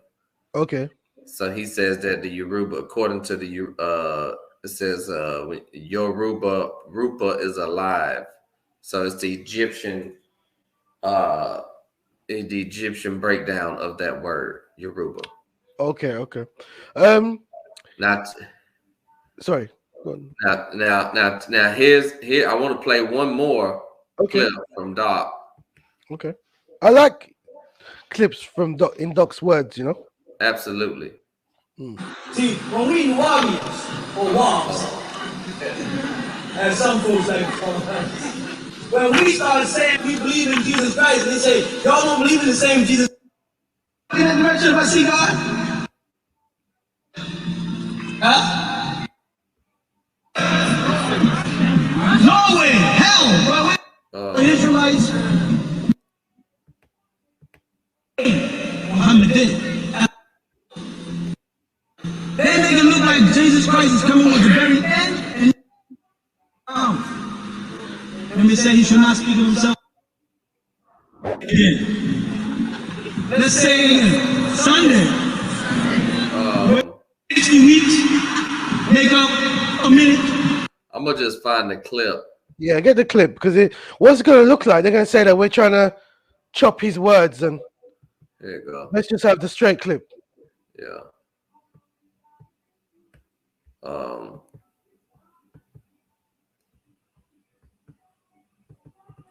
I gotta save right here.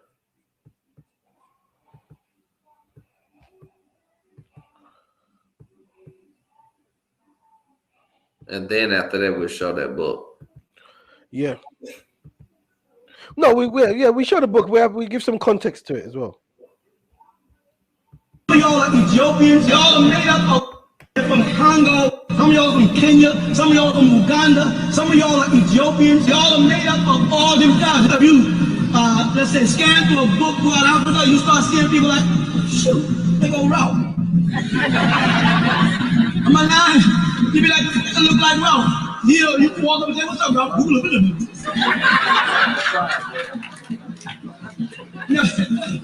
We are a great people. I ain't gotta keep pumping this in your head. You are those African tribes.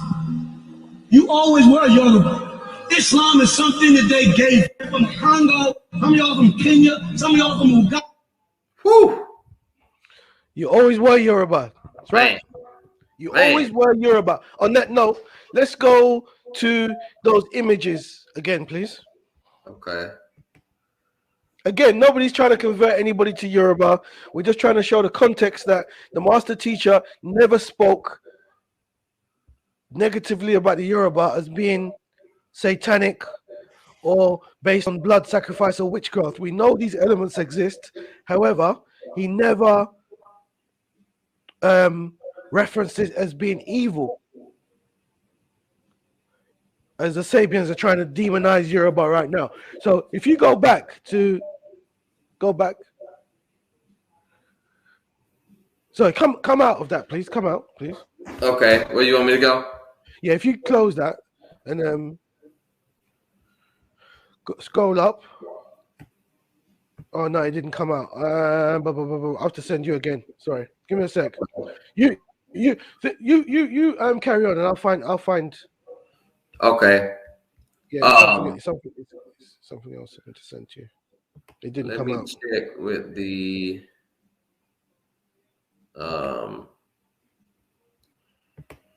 check the chat. Best is also one of Africa's oldest deity. Facts. Okay. Okay. Jamal Hines. What is the name of the book which you read? The linguistic comparison of ancient. Oh, that is from and you can actually find this on Google. Actually, brother. If you, I'll drop the link. Matter of fact, I'm gonna drop the link right here. Hold on. But it's from Theophilo Benga, and it is called Ancient Egyptian and Yoruba Phonetic Regularity. Let me get the link for you. Copy. Right, I'm sending you 2 images now, yeah? Okay. Right. I've just sent you 2 images. Let's give it context of what I'm talking about from the beginning. Okay. Right. In regards to the master teacher's teachings and what Umar York was talking about. This is what Umar York was talking about the master teacher, what he always taught, but they missed it. This is what she was referring to. This is the part they missed. All right, let me share my screen again.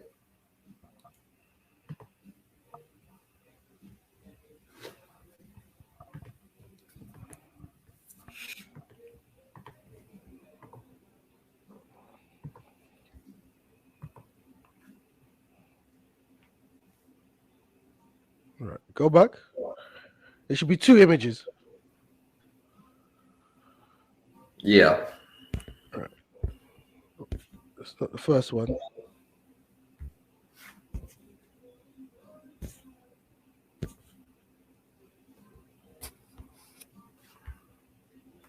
The top one.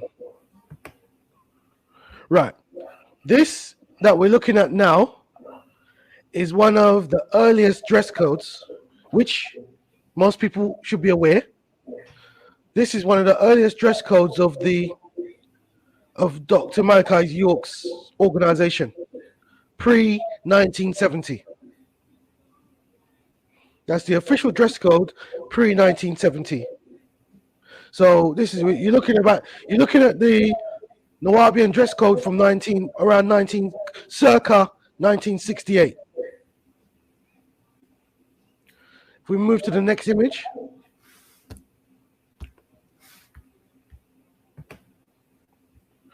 this is the Nuwaupian dress code circa 67, 68. Right. This would have been one of the earliest dress codes, probably up to, and then they changed to the black, all in black with the green symbol at the front of the chest. Right. Right. So these 2 are Yoruba dress codes. The headdress is called a fa, F-A, pronounced fa. That's what the headdress is called. It's like a fez, which is like to the side. Right. Right. And what is wearing that cloak or gown is a agbada. It's called an agbada. And underneath that you wear a dashiki, which means shirt, and shokoto, which means pants or trousers. And the agbada is like a jalabiya or gown. Yeah? Right.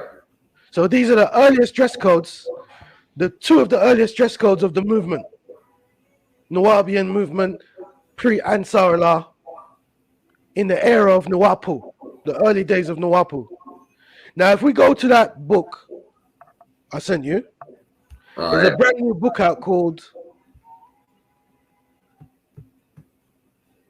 oh no, sorry, scroll up a bit. I got it. No, go down a bit. Go back to the images a minute. Sorry. Those images.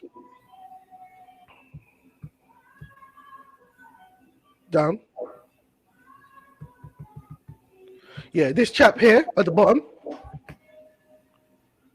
in light blue, that's how the early Ansars would have looked. Pre-Islamic era. The early Nuwaubians would have dressed like that. So those illustrations, the chap in the illustration, that's how it would look in a photograph. This is the Agbada, that's the Fa, that's the dashiki underneath with the shokoto underneath, with the shokoto trout pants underneath. Yeah, Right. that's Agbada with a hat. Cap, or we say cap. As a cap, yeah? Mm-hmm. Yeah, cap. It's really a fez, soft fez broken to the side. Go on. All right. Go to that book.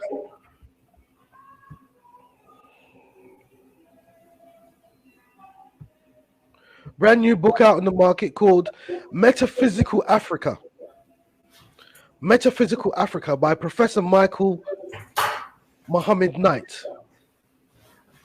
He's done an in-depth research of the early workings of the Nuwaubian movement or Ansar movement. If you go next to the page, the first page. What page number is that, please? 17. Right. I just want to make sure that if I want you to go back to the first page I've sent you.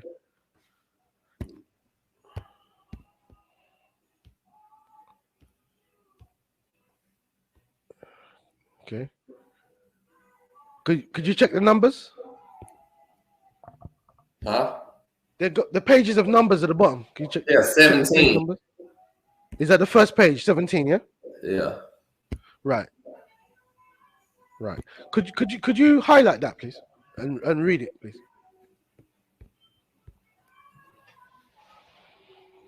It won't let me highlight it. That's fine, yeah, that's big enough. But can you see? No, that's not the page I want. That's that page has come after. What's the page number at the bottom of that page? You on another page? Yeah, earlier page. That's 17, I think. I think we need one before that. What number is this one? 16. Is it okay? Is there another one before that?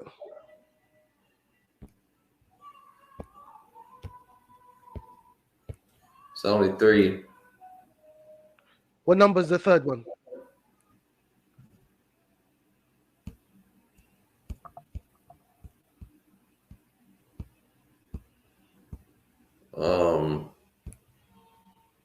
Shit. So we got 16, 17. It should be 15. The first one should be page 15.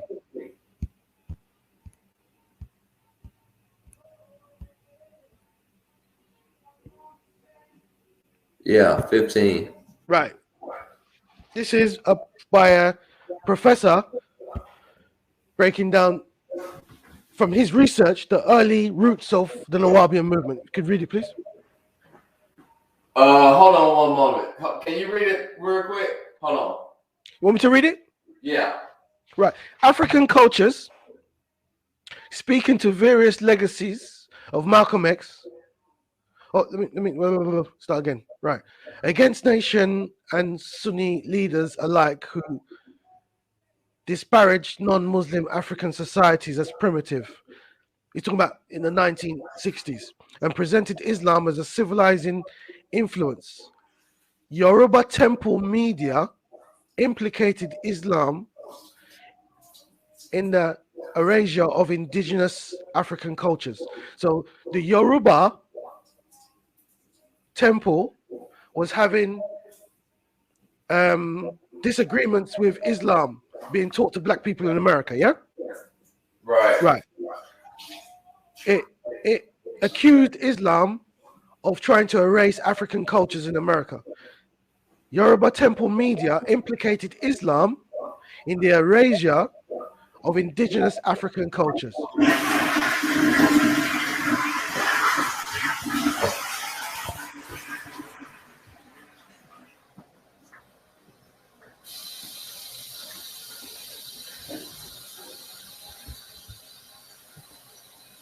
You there? Yeah, I'm still there, yeah. Okay.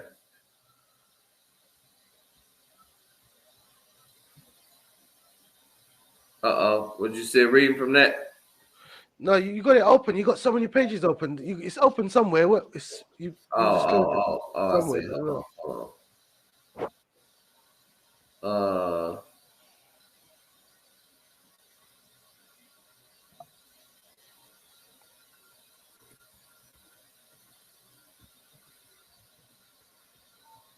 Hold on 1 second. There we go. That's it there, yeah? Right? So this is in the 1960s. There was conflict between the Yoruba temple and Islam. The Yoruba media implicated Islam, yeah, in the destruction or erasure of indigenous African cultures, yeah? Because we know Islam has done a lot of damage in Africa, yeah? That's what they're talking about. Speaking to various legacies of Malcolm X, however, the Yoruba temple honored Malcolm X's birthday a year after his assassination with a parade through Harlem. According to one of Greenhouse's informants within Al-Mahdi, that's talking about Dr. York, yeah? He refers to Dr. York as Al-Mahdi, yeah? Within informants within Al-Mahdi's circle, another point of intersection between New York Muslims and Yoruba temple was Al-Mahdi's own mother. Wow. Yeah? According to one of Greenhouse's informants within Al-Mahdi's own circle. So he refers to Dr. York as Al-Mahdi, yeah? Being that was his surname during Islam, yeah? He carried the Al-Mahdi name, yeah? So according to one of Greenhouse's informants within Dr. York's circle, another point of intersection between New York's Muslims and the Yoruba temple was Al-Mahdi or Dr. York's own mother, who reportedly participated in a Yoruba revivalist community while also attending State Street Mosque. Wow. Which means she was a follower of Sheikh Dawood in State Street, as well as being a member of the Yoruba revivalist community. Wow. Man. Yoruba temple literature made claims of its own about the Sudan and the tribal origins of African Americans. Right? So Dr. York's mother was a member of the Yoruba revivalist community, which is why his older brother Oba was a lifelong practitioner of Yoruba. Also, sorry? Also, it says, yeah, look there. Yeah, keep going.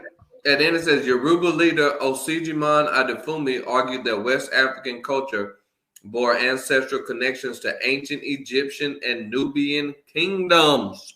Absolutely. Which we've covered already. Which we've covered. Exactly. So Dr. York's mother was a member of the Yoruba temple. What's the next reference? Right. Never ending. Right from the beginning. A star. 6 points are captioned clockwise from top to bottom. These are in Doc's earliest books. Right. In some of his earliest books, yeah, there's a symbol of a 6-pointed star. Yeah, captioned clockwise with the names of Allah, Shango, Obatala, Elohim, and Yahweh. Yep. This is a reference from one of his earliest books. Dr. York puts Shango and Obatala alongside Allah and Elohim and Yahweh. Again, showing the Yoruba influence, early Yoruba influence on Dr. York's teachings. Pre-Mahdiya and Sudanese, yeah? That's deep. Right? Let's keep going. What's the next one? Right. Oh,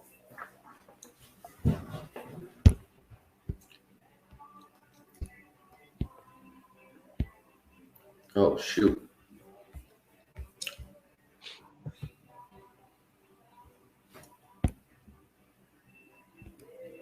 Right. Ansarallah Dance Temple, African American drumming. Well, no, let me go back. The connections found shared expressions in advertisements from the Nubian Islamic Hebrew, NIH, Nubian Islamic Hebrew tribe, from June 1974. Festival at 452 Ansarallah, 452 Rockway, that promised dress and Islamic countries. Islamic poetry,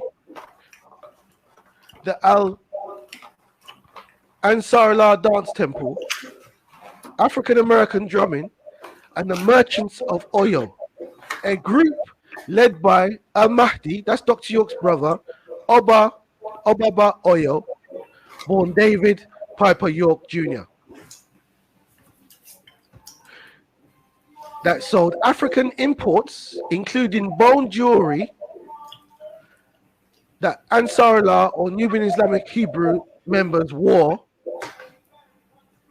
from a time. The Islamic literature and traveled the country showcasing Obaba Oyo's jewelry designs. Oyo, who also worked as a fashion designer for the Harlem-based New Breed clothing brand, which publicized dashikis in the 1960s from his own African Islamic mission in Brooklyn, Bedford-Stuyvesant. An African Islamic mission pamphlet from 1975 identifies Oyo's family as Islamic Hebrews and quotes Genesis to prophesy that black suffering under the iniquity of the Amorites would end in the year 2000. The aim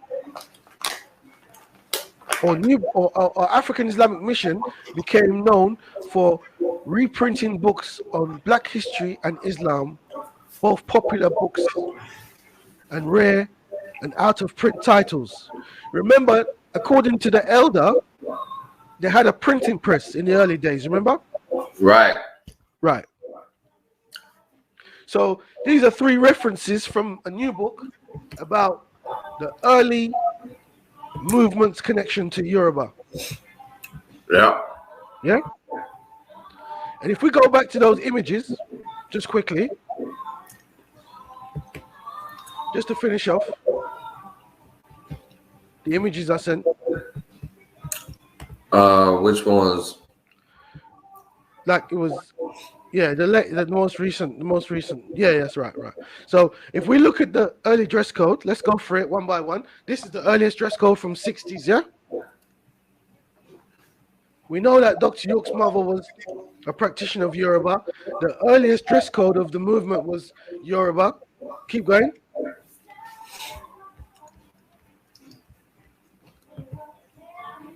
This is the second dress code, Yoruba dress code. It's the same thing. It's just a shortened form of it.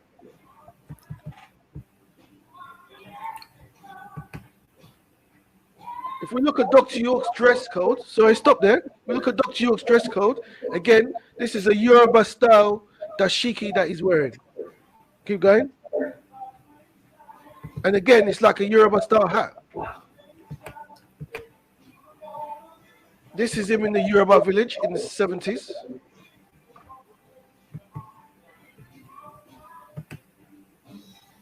Again, Yoruba style dashiki with the cap or hat. Yoruba agbada with a Yoruba fa. Yeah. That's it. Again, same thing again. Stop there. That's a full agbada with fa, cap. Yoruba dress code.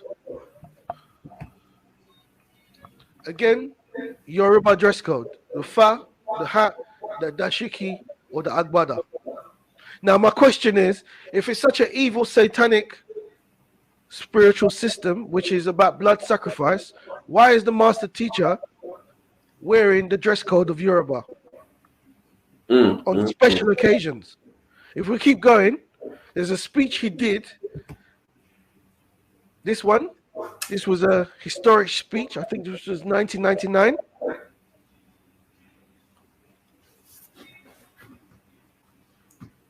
I'm not sure what year this was. Let me just verify that. 97, 99, 97 maybe. That was I've got the paper here actually. This was 97. That's a historic speech on Tamare in 1997, a special occasion, and he's wearing the full Yoruba agbada as well as the cap or fez. It's like a short fez. It's all Yoruba style dress. Okay, so what we have so far, right? So far we have what we heard Dr. York say about, supporting Yoruba, saying that it's part of our original culture and all that. Yep. We have pictures of him in Yoruba attire. That's right. We have proof that his mother and his brother were practitioners of those Yoruba sciences, heavily into their African influence.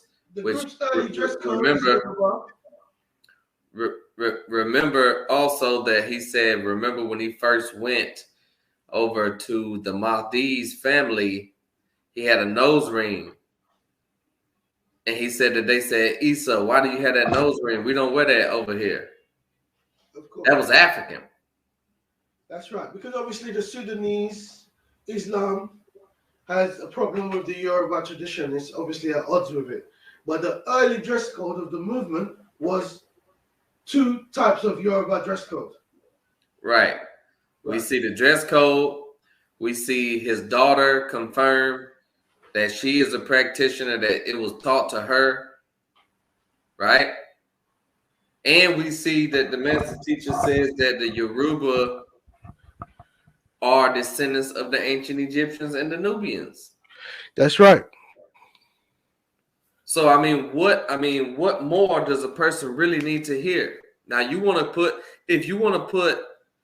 to misinterpret some updates and put them up against this, you're gonna lose. I'll send you a picture of York's mom, Dr. York's mom. Another picture of her. Okay. Yeah, just to round off, because I think we've made the point. We've got tons more information, but. Well, I wanna let me address on something too. This is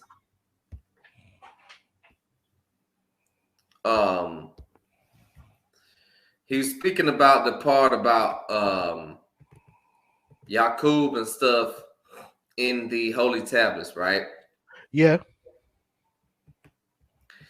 And in the Holy Tablets, first of all, let me read this so this is made clear. Yeah. This is from a handwritten update from Dr. York. Right. Right? I'm going to start at the top. I've just sent you an image. Okay. Yeah. It says, I wish someone would take the book I did and update all information. Build it to match the doctrine now.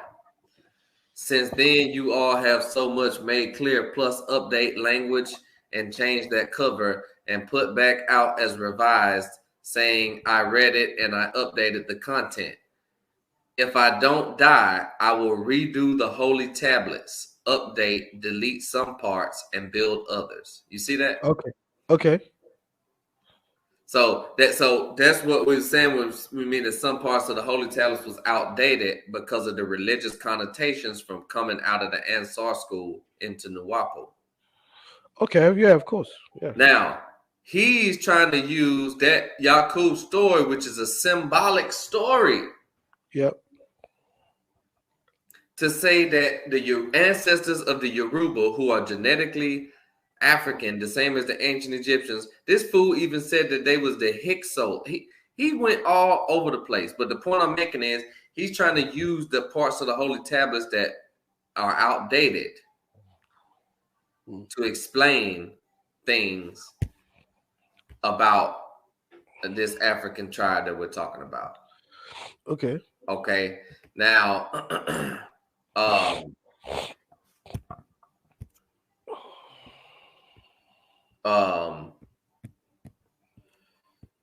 let me say this real quick. Okay. Hold on. Okay. Here is another good source for the origin of Ifa divination, because that's the question that he asked. And so I want to answer these questions, especially for the viewing audience mostly. Some people that they might have the same questions.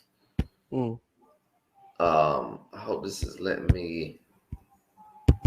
It's not getting clear. Anyway, this is from a journal called The Origin of Ifa Divination. This is a scientific journal by actual Nigerian. And it's not letting me zoom in close to show it clearly. But hold on. But it's talking about the origin of Ifa divination. It says, over 12,000 years ago, Africans developed Ifa oracle divination based on the square of 16 by 16 corresponding to the vertices of an 8-dimensional hypercube in the binary 2-choice colloidal algebra. This is talking about the mathematical construction of Ifa divination.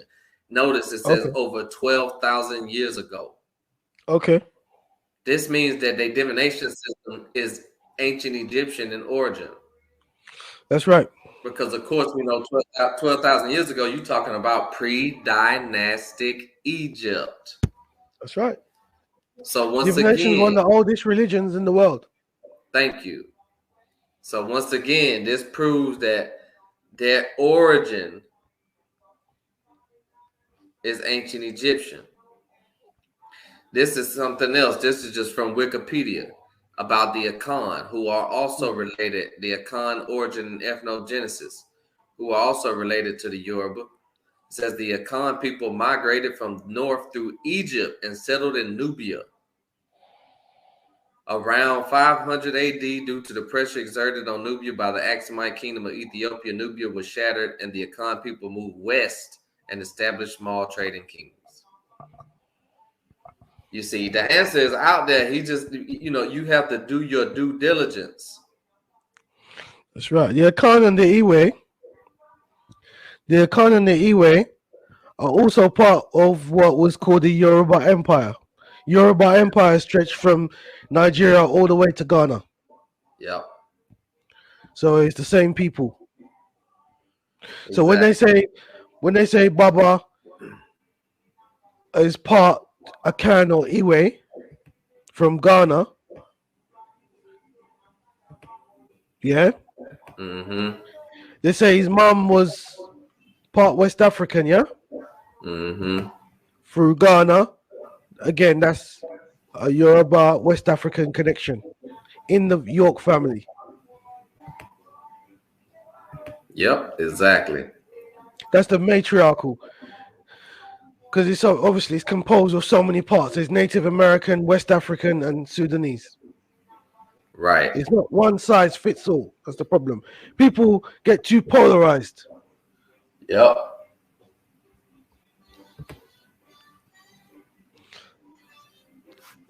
If I'm not mistaken, that's Dr. York's mother.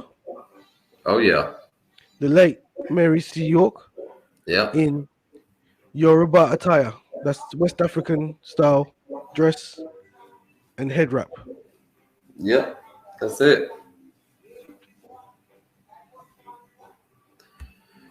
So my point is, if it's all evil, why are why Dr. York and his family wearing this kind of attire if it's from an evil blood sacrificial witchcraft culture? Thank That's you. all. Why are they That's the representing only that? question I'm asking. That's all. Yeah, and why are they representing that if it wasn't no kind of practice being involved? That's right. All right. Now, this is something I want to touch on too, right? If you go to the brother's YouTube, right? This is the video that he did.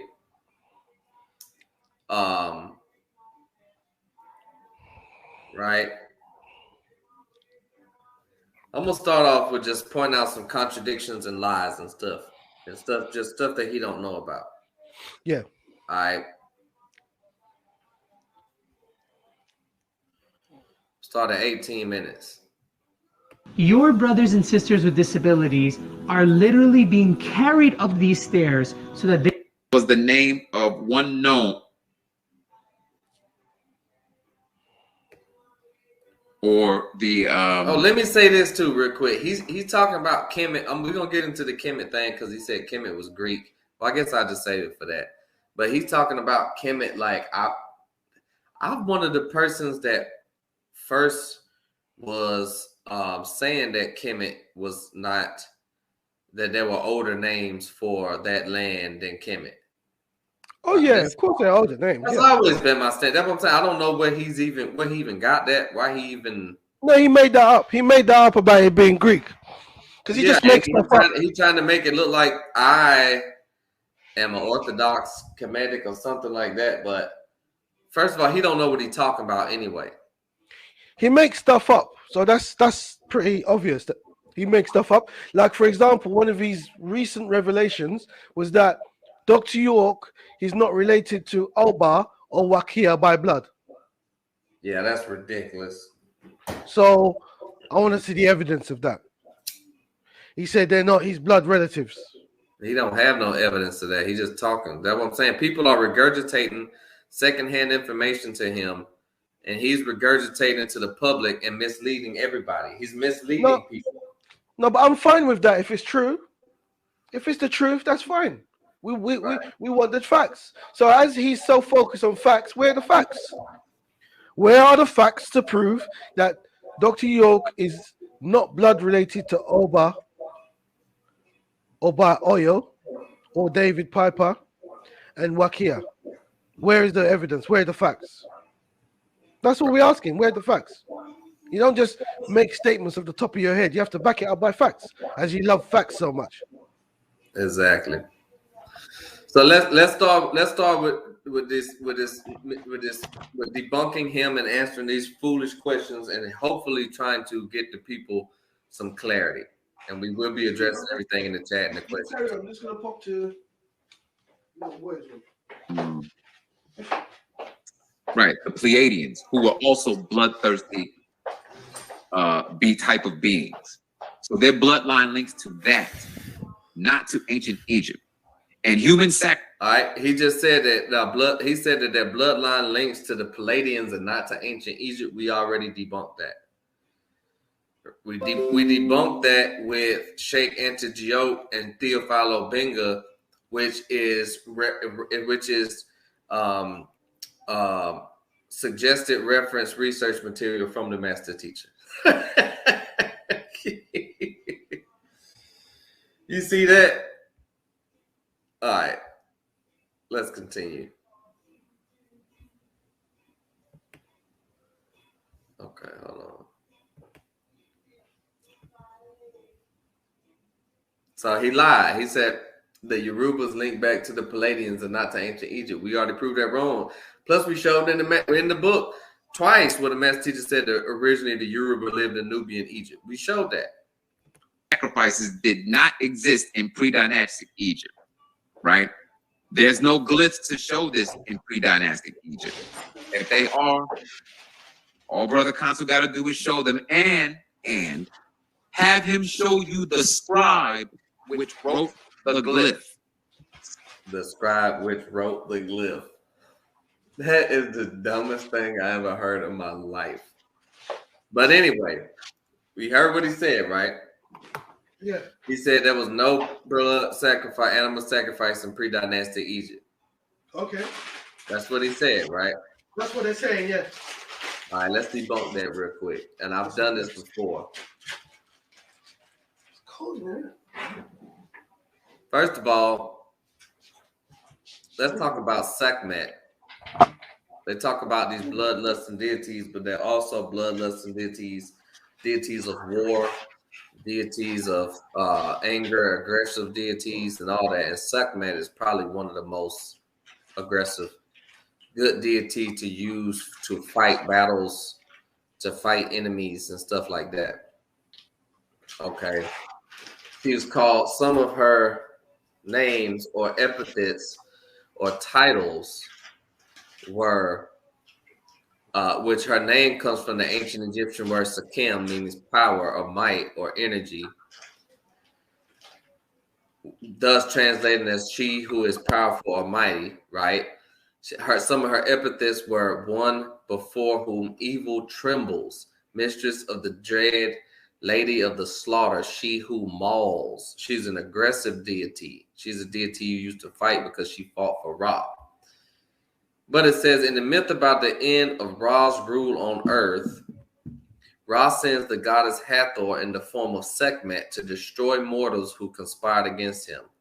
In the myth, Sekhmet's bloodlust was not quenched at the end of battle that led her to destroying almost all of humanity.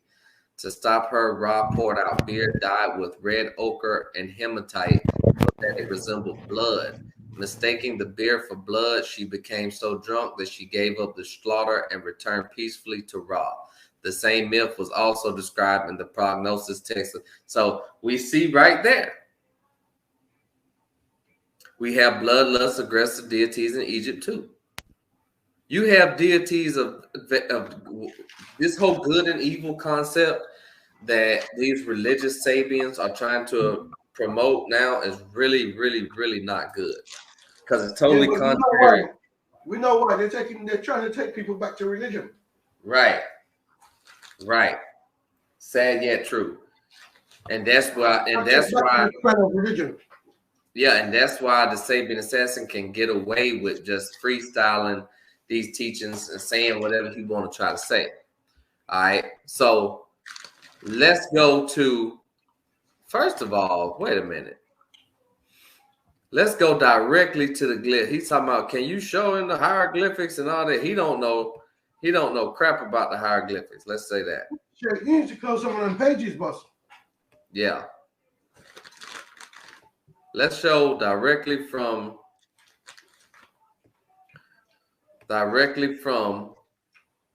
the text. First of all, can you see this? This is an ancient Kemite or Kemetiu, which is a word, Kemetiu, used to describe the people or black people or the black land. Kemetu. Yeah, Kemet. Yeah. This is what they call themselves, Kemetu. Yeah, this is a picture of a Kemetu holding a hare or a rabbit in his right hand that he slaughtered, a goat, and eggs. I mean, how much more clear do you need to get than that? They ate meat. They practiced in the ritual offerings of and sacrifice of animals.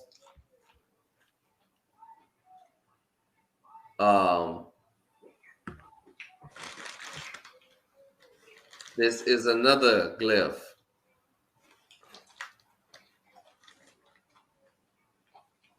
Looks like they're cutting meat to me. Yeah, they're slaughtering a bull, oxen. You see that? That's right. Looks like right? Sacrifice to me. That's exactly what it is, my brother. Directly from the walls, no interpretation needed. It's extremely literal. What you see is what you get. But it gets even better than that, brother. You know that we get down and dirty with the hieroglyphic with the metaneta. Oh, we got into that metaneta, that's right. This, you know what this is? No. This is the offering formula. Ah. This is an offering formula. This is directly from the Medu Neter or the Medutu. And it says, Het nebit nefert wabit, nihit neter im, het nebit neferet wabit, nihit neter im. Everything good and pure on which a God lives. This is the offerings that's given to the deities so that it gives them life. How does it give them life? Because life is what? In the blood. The blood is the energy, the spark of life. That's right.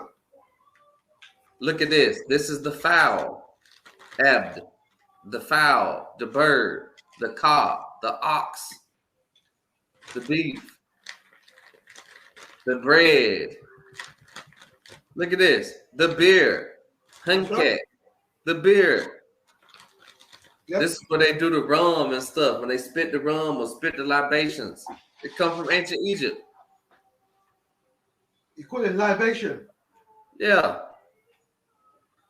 All of these are offering tables. When you start to learn the Medu Neter, the first thing you're going to start to learn to read is the stelas, the walls, the reliefs, the wall carvings, the monuments, and most of them have to do with offerings to the deities. So these offering terms is stuff that you're going to be familiar with in your early stages learning to read the hieroglyphics.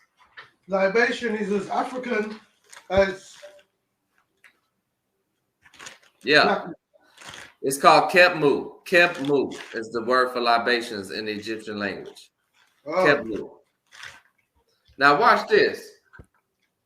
Here's the ultimate dagger. This is from the Magaraj book. Okay. The Magaraj book, page 57. Right? You did some homework, man. Oh, man. Oh, man. I told you, man, this is classes in session. That's right.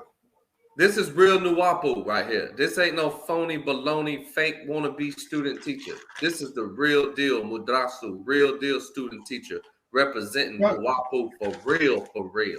We ain't playing. They don't want to come against us intellectually. That's why none of the slanderers will come against us in the live debate. And we've called all of them out live on Sarnetta TV. Right? All right, so this is from the Magaraj book, page 57. At the very top, this is talking about the Zed Festival. It says, into line and handed over their offerings. After this, the ruler ran, and talking about during the Zed Festival when the Pharaoh would run the laps, you know what I'm saying, showing his strength and stuff, doing his jubilee is what it's called, his jubilee. The ruler ran, drew his bow, and released birds towards the 4 cardinal points of the compass. Sacrifices were offered up. Woo! Explosion. You see that? Yep. Sacrifices were offered up. Incense was burnt before each deity who received his share of gifts, and the festival ended with a tremendous banquet. I think I have to change this theme song. Oh, man. We I dropping bombs, man. We dropping bombs. That's right. All right. Now, lastly,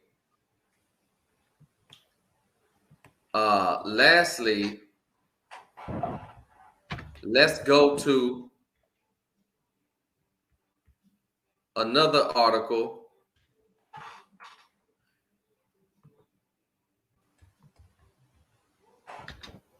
All right. This is funerary sacrifice of animals in the Egyptian pre-dynastic period. Huh? Hold on. What, that last bit that you did, yeah? Yeah.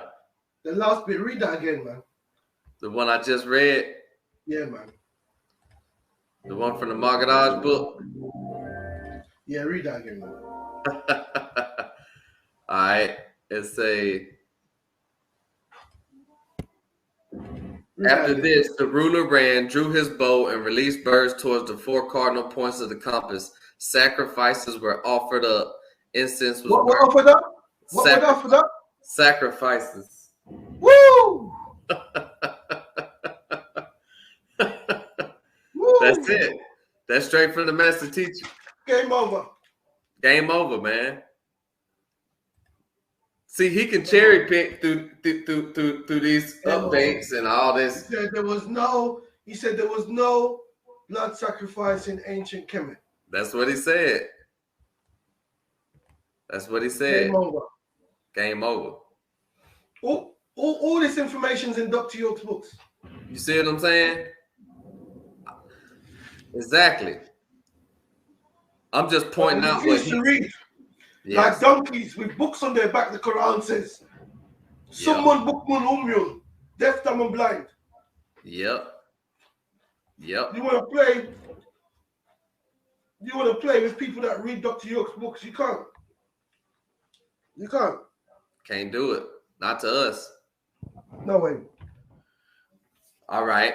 And this is an article, Funerary Sacrifices of Animals in the Egyptian Pre Dynastic Period by Diane Victoria Flores. Let's go. And there's no way he can refute this. This is irrefutable, 110%. Animal remains from the Nawami's fields and coeval habitation sites in the southern Sinai. Holocene super-regional environmental changes from the northeastern Africa to the Sahara. A late prehistoric dog. Just all kind of more evidence for cat taming at the pre-dynastic elite cemetery of Hierakonpolis. There's so many scientific articles here. So the blood sacrifices in Yoruba, where did they come from? Ancient Egypt, 100%. Sounds like it to me. 100%. And this is what they can't get around because they keep trying to attribute it to the Hindus and, animal roles and ceremonial processions in late pre-dynastic Egypt. I mean, what more do you want? You see what I'm saying? You got access to all of this stuff. Listen, man. You see. I can't hold back, man. So it's over, man. Let's show one just for shits and giggles. Okay. All right. Just for shits and giggles. Say that again. Just for shits and giggles. Let's say that again. Hey, I even found an article called Retainer Sacrifice in Egypt and Nubia by Jacobus Van Some research, man. This is research. This is research right here. This is research, man. You see what I'm saying? This is scholarship. This is it. It's a warning to all of them. Absolutely. Because when you coming with us, you talking about students of the master teacher for real. That's real. Right. We're not playing. That's right. You can say you what you come want right, to say. come Yeah, come on now. Y'all know this ain't gonna be no screaming and yelling match. All right. This even gets into human retainer sacrifices and all kind of other stuff. All right. Just an excellent article. Like I say, I can drop the links to all of these if y'all want to read these. It says the earliest instances of retainer sacrifice from Egypt appear to date from the last phases of Egyptian prehistory, particularly the Nakata II period. In some cemeteries, there's evidence for dismemberment of the body, a burial custom not attested in earlier times. Just goes on and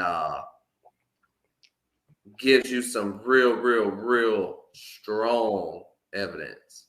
In pre-dynastic, which is something that he keeps saying. It wasn't in pre-dynastic. All right. Let's see what else he lied about. He says, let's go to 21 minutes because I actually did a thorough examination of his nonsense. or Kh. Example, Khemi is often written as Kemet. Hey, assalamu alaikum. If you're a Muslim man, you need to watch this ad right now. Now, you've probably seen a lot of ads. Kemet. Doh, DJ, is often written as Z, as in Z or Ded or Zed. The original languages are not Latin and Greek, nor Arabic and Hebrew. All of these are products of the ancient Nuwaupian brought to this planet from above. Akfa. So in order for Yoruba to be existence in pre-dynastic Egypt, it would have had to come from a different star constellation. So my question is to Khonsu, right? Who brought Yoruba to this planet? Man, do you hear this shit, man?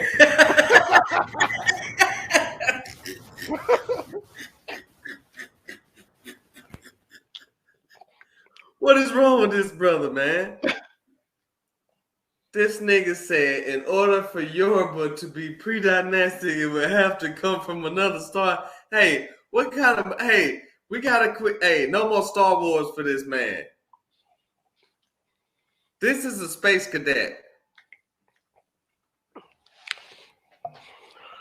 That man said that's the dumbest thing I've ever heard. Oh, brother.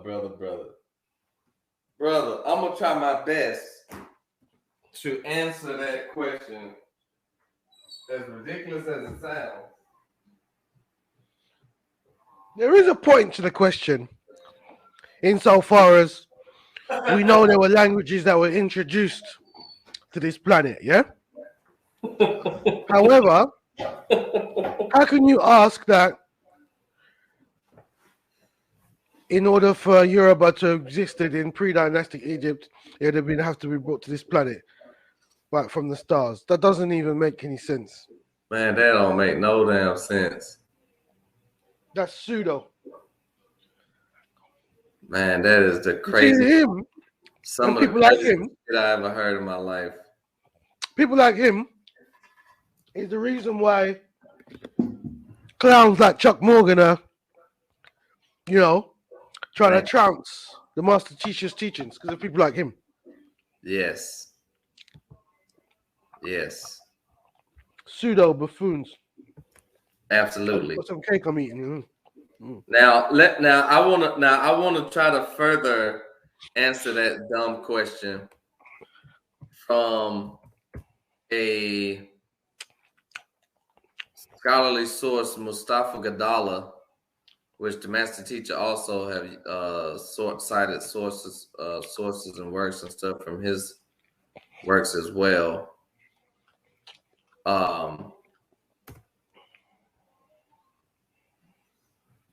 But he talks about in his book exiled Egyptians.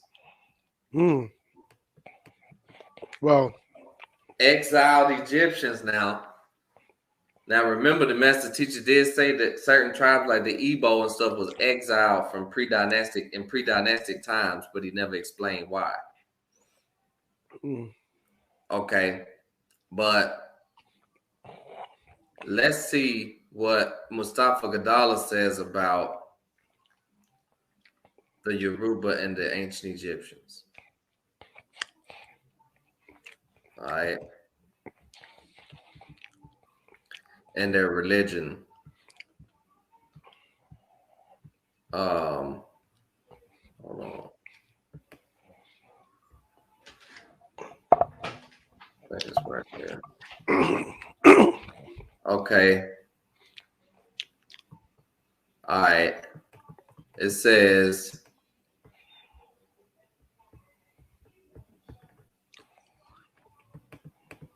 page 87.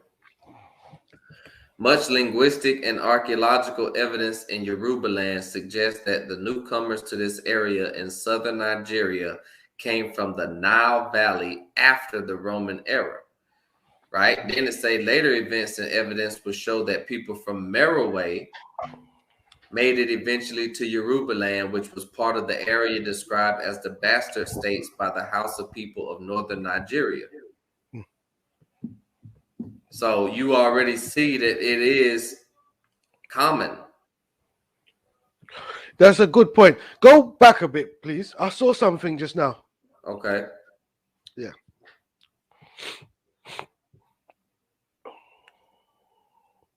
Keep going up. It's about Aksum. Keep going up. But yeah, down a bit. When towards. Yeah, right. When towards the middle of the 4th century CE, the armies of Christian kingdom of Aksum, which is Ethiopia, yeah, came down from the heights of Abyssinia to conquer the region of Merowe. Merowe is where? Merowe, that's like Nubia kind of. Kush. Kush. That's yeah. Kush. Merowe is Kush. Mm-hmm. Sudan. Right. Sudanese. Nubian. Right. Kush. Sudan. Nubian. Kush. Sudan. Nubian. Mm-hmm. Yeah? What region did Dr. York teach from? From his ancestral side, from his father. Same. Nubian. Who are the Aksumites? Ethiopians. The Aksumites are responsible, or the Ethiopians are responsible for destroying the Kushite civilization. Right. So, Sabaeans, when you hearken or lean towards the Sabaic culture, which is Aksumite culture, which is Abyssinian or Ethiopian, you are really adopting a culture which destroyed the Nubian culture. Yeah. You can look at Nubia is Nuwaupu. We Right. know that because the word Nuba or Nuwapa is in the Meduneta. Yeah? Right. Right. So that's where Nuwaupu comes from. So when you adopt the Sabaic culture, which is Aksumite, you're actually adopting a culture which destroyed the Nuwaupian way of life. Right. That's just some food for thought. You know what I mean? Yeah. Yeah. The Abyssinians or Ethiopians have never been friends of the Kushites. Right. In fact, it was Haile Selassie who sold out Dr. York's father and helped to have him killed. Yep. That's true. That's the Ethiopians. According to the old teachings, according to what I remember, the Ethiopians were never friends of the Nubians. Right. Never ever been. And they're responsible under the Christian Aksumite kingdom for destroying ancient Kush or Yeah. Merowe, Exactly. who, according to this author, migrated the Meroweans migrated into West Africa and became Yoruba. Right. So it's the ancient Nuwaupians, the ancient Nuwaupu people that migrated into West Africa and became Yoruba. Yeah. Yep. Just Exactly. saying. I'm just saying. That's what it say. That's right. And right here he talks about this is real important too. Talk about the religious and spiritual similarities between the priesthood and all of this, the creation stories, religious beliefs. At Kemenu Heliopolis, 8 primeval deities, Neteru, the Ogdoad, created the universe, right? Yep. How about the 8 Ogdoad? It says similar to ancient Egypt, the Yoruba people of southern Nigeria, who are second-hand recipients of ancient Egyptian traditions, believe also that in the beginning there was only water and chaos. The supreme being sent Obatala and Orisha-La down from the sky to create some land out of chaos. Like ancient Egyptian. Primordial, from the primordial waters. Same thing, right?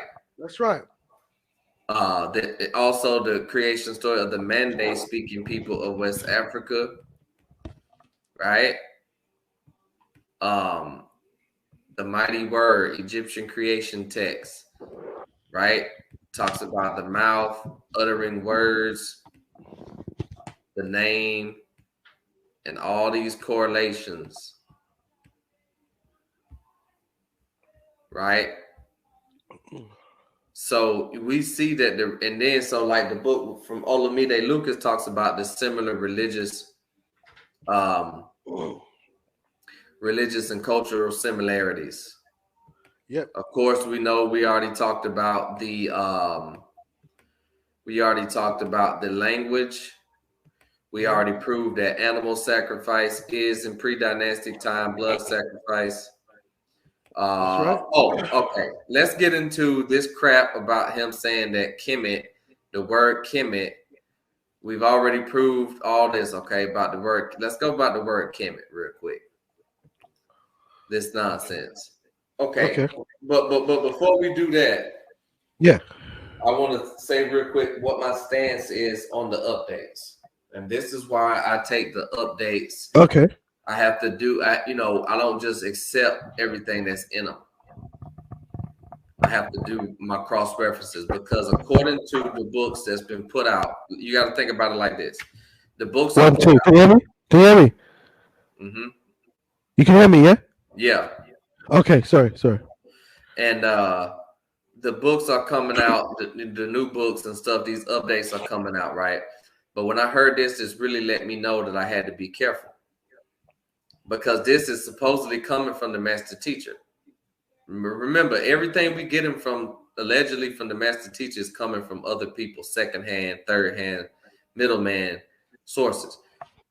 Unless we talking to him on the phone personally or writing him personally, we don't know if, we can't really say for a fact because Nuwaupu deals with evidence, experience, and reason.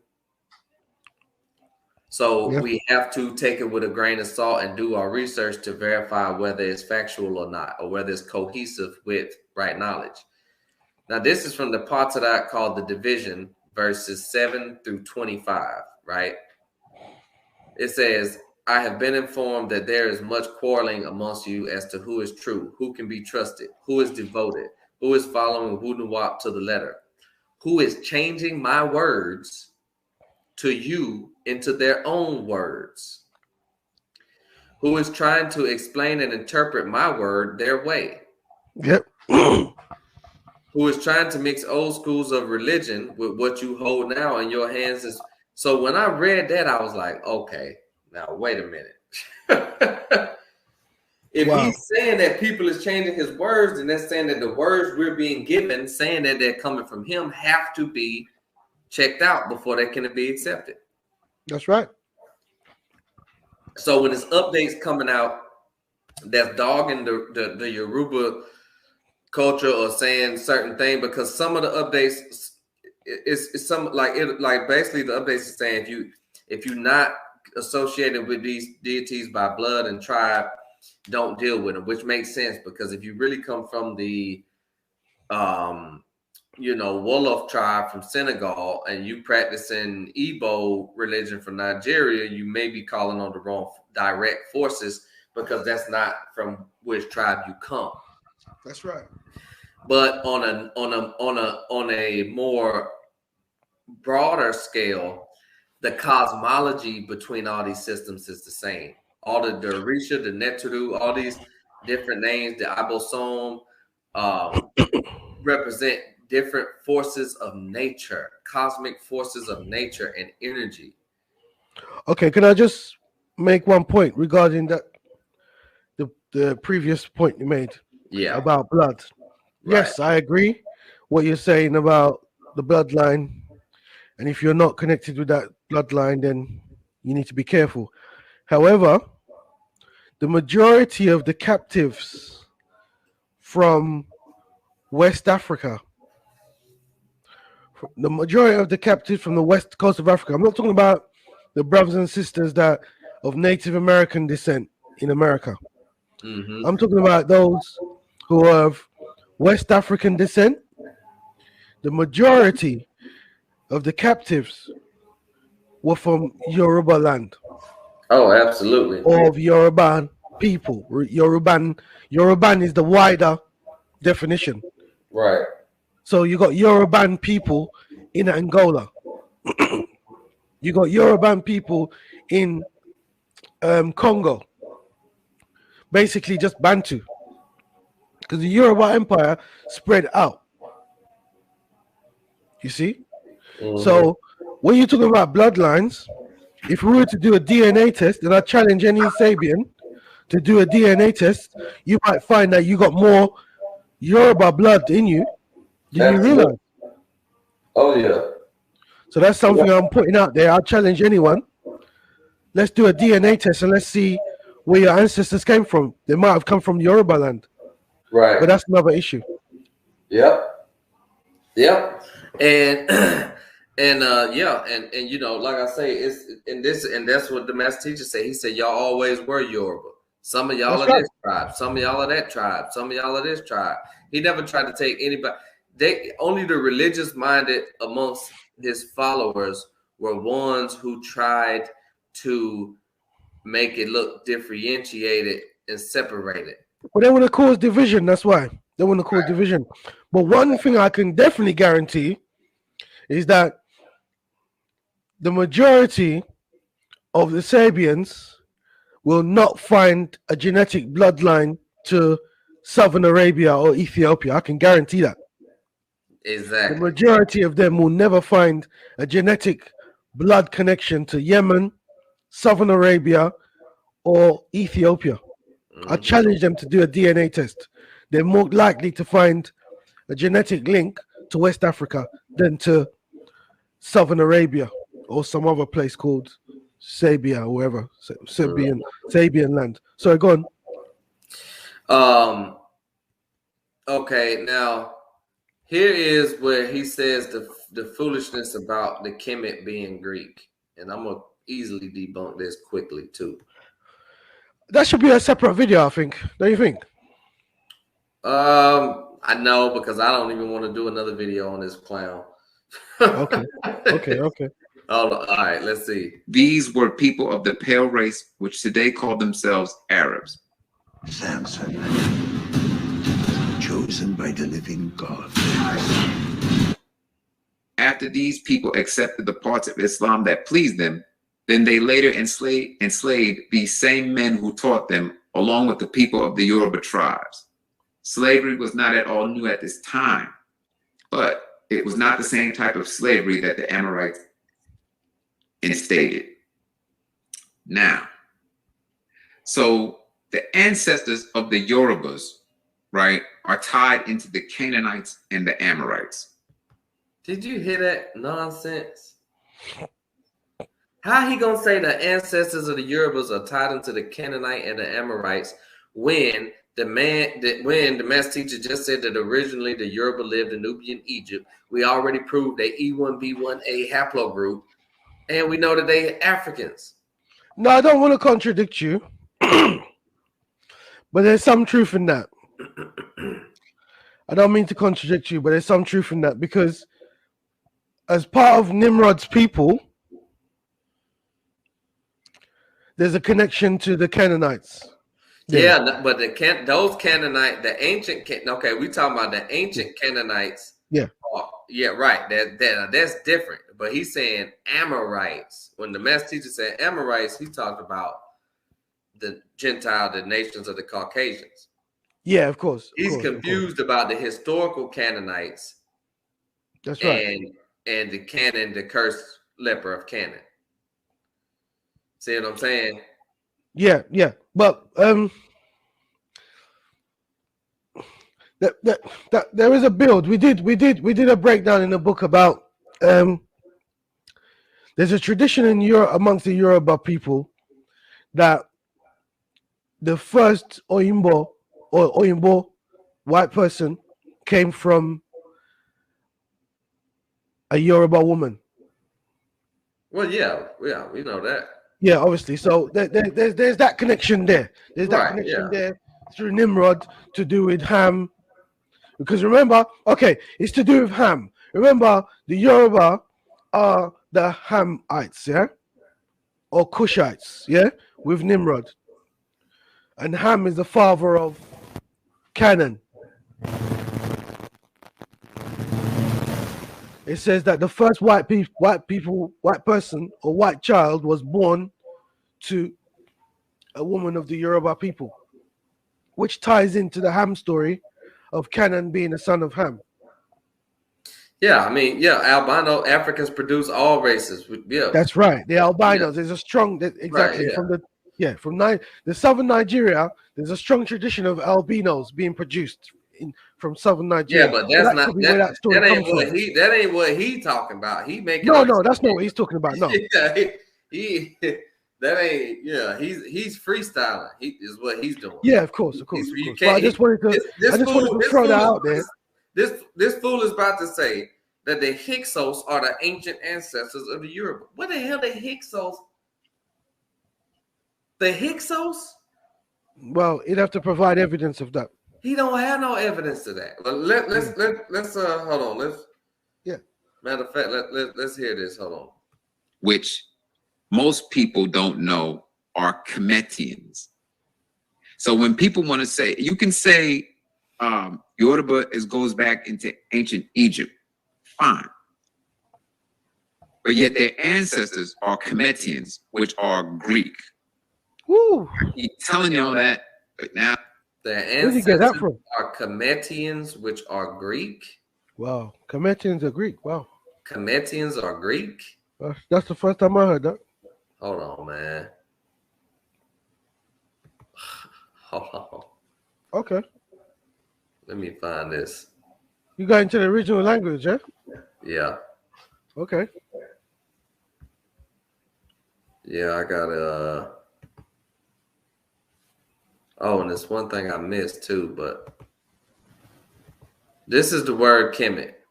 That's right. Meduneta. This is straight off the walls. Meduneta. All right. This is the crocodile tail, which is the K sound. Yep. This is the owl, which is the M sound. Mm-hmm. Yep. And this is the tet or the loaf, which is the T. Kemet. KMT. KMT. This Simple. is no vowels. Yeah, this is the determinative. Yep. For city. For place. This is talking about the place. All right. And hold on. And when you get into right here,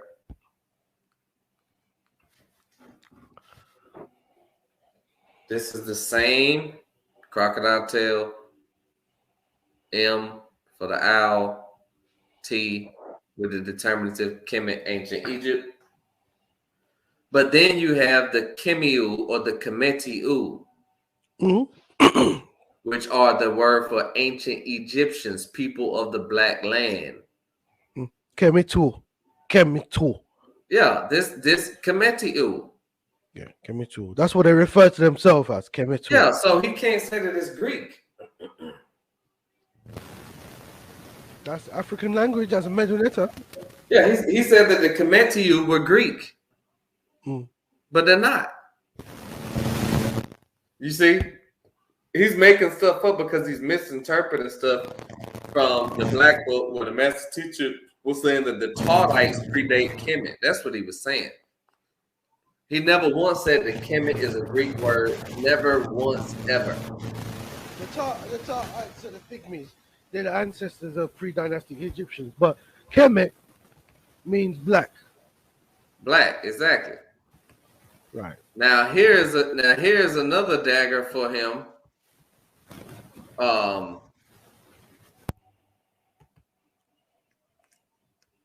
Look at this. This is from Patadak Atlantis. Verse 212. The creator of Pasabatu and has changed with tongues, son of Khafre, father of the name Kemet. That's right. Son of Khafre, father of the name Kemet. Nothing about Okay. Greek. That's ridiculous to say that's Greek. I don't know how No, he's no. even misinterpreting in that. But also, we know Kem, according to the master teacher, Kem, is from or related to Chem, Khem. Yeah. All of them Which have is- that root. Which is Ham. Right. Right. So if Kem is Ham through Chem, then how does it become Greek when Ham is Cushite, which predated the Greeks? Yeah, exactly. He's trying to I don't say understand. I don't see the connection. yeah, he's trying to say it's a difference between Kemet and Cam and all this. He don't know what he's talking about. Just to be perfectly honest. He's totally lost. He don't know what he's talking about. So, all right, we got that out of the way about the Kemet part. We proved several things already. Oh, the animal sacrifice, right? There's one more thing I want to show on that. This is key. This is key because this is one of the first things that I learned how to read when I was going through my first Metaneta course was the offering formula, right? And this is an actual offering invocation.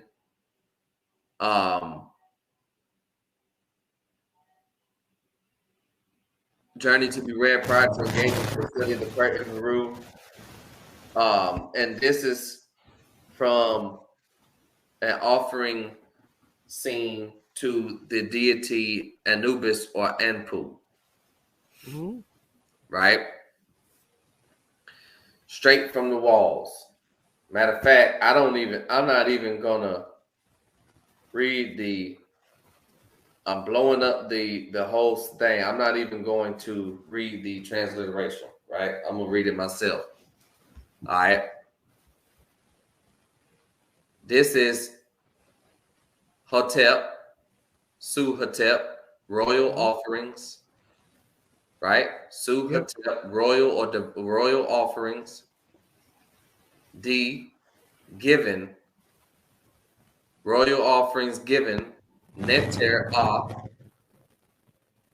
So you got Hotep, Su-Hotep D, Neter A, royal offerings given to the great god Anpu, A-N-P-U, determinative for the jackal sitting on the throne, Anpu. Royal offerings given to Anpu, right? Yes. Neb Ta Jesser, Neb Ta Jesser, Lord of the sacred holy land, right? This next gift is Per Karu, which is the voiced sacred offerings of bread here and of libations here and water here and 1,000 ox and 1,000 geese. Mm-hmm. And this is Neter Es Ari Makaru, which means the divine offering has been made by one who is true of speech. Yep. Right there on the walls of Kemet. Boom. Offerings of Boom. animal offerings. Wow. All right. So it's not much more you can really say to that. It's the Sabaeans don't want to accept that. It's okay. No, they won't accept it because they've got their own agenda that they want to follow. But Right. just want to, as long as we set the record straight, that's all we can do. Right. I don't Also- personally care. Nobody's trying to convert them to the Yoruba. It's not. We're not right. We don't lead a religion. We don't need followers like Right. they do. They need followers, but we just want to set the record straight, which we've done this evening. And Yeah. he didn't come on to the live. Nope. He's a punk, like I said. I've been saying it. I said it. And I've been saying it. He ran away from Tahaka Bay's show. When it got hot, he disappeared. He's a coward and a punk. I've said it. And I'll say it to his face, on air or online. And the fact that he didn't turn up tonight proves it. Yep. So there's not that much more to say. I just want to put the cover of the book up. I think I'll have to update that book actually, because you've dropped so much more gems. That oh yeah. the Yoruba book definitely has to be updated, and you given credit for that.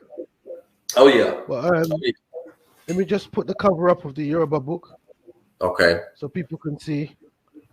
Okay. They saw this book and they got scared, and they tried to come out with some fake update.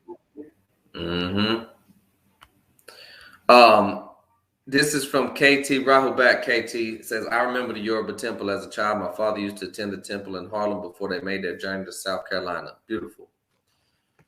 Wow. All right, let's check with a few questions that we had. Okay. Yeah, he never came in. This is the chat. He's not in the chat at all. And it's got the chat from YouTube and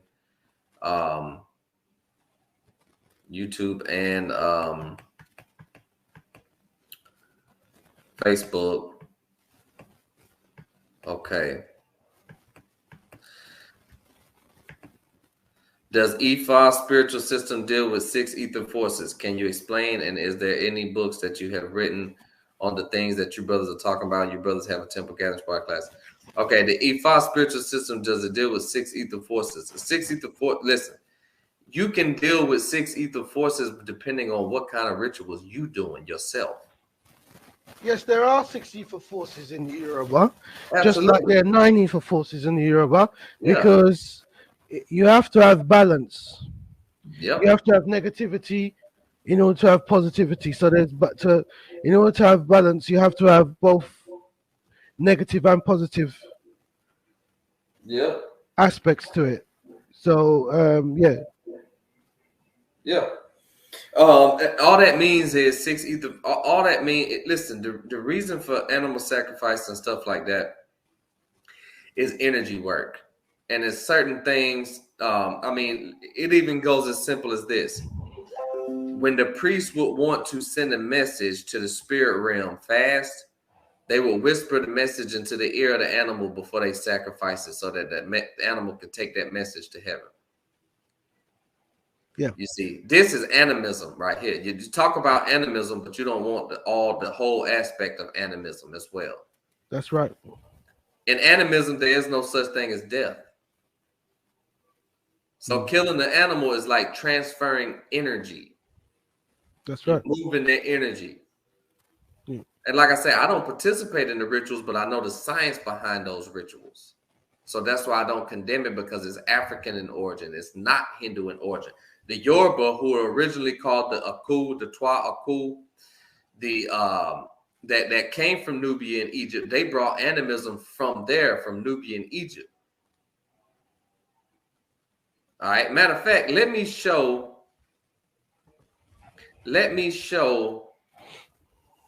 this update, because this is the big update that everybody talks about. Right. Oh, well, first of all, the brother put up some slanderous stuff talking about calling me a Mukasu, and I'm no Mukasu and all this. Yeah. And I'm a white man, and that's why I like to eat meat. Matter of fact, let me show it. You show it. Yeah. Let me show it. That's all he can do. That's all he can do. Yeah. But that's all he can do, though. Yeah. Let me show it. That's all he can do. That's the best he can do. He punked out of the debate. And then, look at here. all he can do is, that's all, cheap shots. Look at here. This is from look at what he did. He blocked my page. He blocked my brother Khonsu Real Nuwaupian page, and then turned around and stalked my personal page and screenshotted shit from my What kind of shit is that? Anyway, This is a post I did on February 21. Say, haven't researched it yet, but I'm formulating a thesis about why humans started eating meat. This is just something I thought about writing a book about. He posts, he can't help but show his true Khonsu genetics. He can't, a flesh eater, right? As if flesh eating is Khonsu trait, white people trait. But Africans have been eating meat for the beginning of time. All right. I'm not saying that, I know that we're genetically made not to consume it, but we've been doing it for a long time. So obviously it's not a Khonsu trait because we've been eating meat before they even existed. But that's got nothing to do with this issue though. Yeah, what he's very good at. Of course it don't. Of course it don't. But that's his way. He's just deflecting. It's just deflection. Deflection tactics. That's what it is. So this what I'm gonna do. Oh no. Right. This what I'm gonna do just for shits and giggles. Hold on. I'm gonna play. I'm gonna play the part where Dr. York explains that he eats meat and chicken. You know, when I stopped eating bacon, when I read the Santa Satan book. Right, and the Santa Satan book was based on the Bible. About 20-something years ago. But it was based on the Bible and the Quran, right? Right, exactly, a belief system. Right, and if you ask anybody who's been behind today physically, why is it like because it's filthy, right? Mm-hmm. A chicken is just as filthy as a pig. It so is. And a goat will eat a pig and a chicken at the same time. Right. But the same Muslims who walk around talking, they don't eat no pork. We have curry goat. Right, all day. Yeah, I'm not telling you to eat pork. Oh no, God, you know. No blood meat is healthy for you, actually, because we're not carnivores. Exactly. You know I know that. I'm gonna eat me some chicken anyway. You know I see you. This picture sitting here on my desk. He said I'm gonna eat some anyway. We were sitting there when we was at the table on one Savior's Day with No, you had knocked out about 4 pieces of chicken and had no bones on your plate. Well. I'm a carnivore. Mm-hmm. So, yeah, you might be a herbivore, but I'm a carnivore, so they put you in danger. He said, I'm a carnivore. That was Dr. York and Mario Jessup having a conversation about him eating meat. All right. Yeah. So you can kiss my butt. But the issue of eating meat is just more of his deflection tactics. Yeah, that's all it is. So I don't even pay attention to it. It's just bullshit to just distract from the conversation. The conversation is, are the Yoruba of Arab origin, purely Arabic origin? No. Is Yoruba evil according to the teachings of Dr. York? No. Do the Yoruba find their genetic ancestry from ancient Kemet? Yes. Right. This is what we've established today. Are the York family deeply connected to Yoruba spirituality? Yes. I'm not saying they all practice it, but they have deep ties to it. That's what we're talking about. All the other stuff is just deflection, which he's very good at. Right. And we challenged him to come and answer the simple issues, and he didn't turn up. So, as far as I'm concerned, it's, game over, really. Yep. And time to just move on and get back to what our real focus is. Yeah. Yeah. Okay, so I was gonna play the clip. Matter of fact, let me see something real quick. Which one? We could wrap it up, but I also have the clip with him and Tabitha talking about the ritual, the healing ritual in Uganda that 4 rams were used. Okay. 4 rams were sacrificed in their ritual. Okay. Right. But Tabajet's part Yoruba, I think. I think she's part Nigerian. She looks it, definitely. Yeah, I think she is. I think she said she was in an email to us. But that's you know. Stream football games live. Let me show. With YouTube TV. Try it free. If you want to eat healthy and feel your best, you gotta try Kachava. Kachava is the world's healthiest all-in-one meal shake. It's made with over 70 plant-based superfoods and nutrients.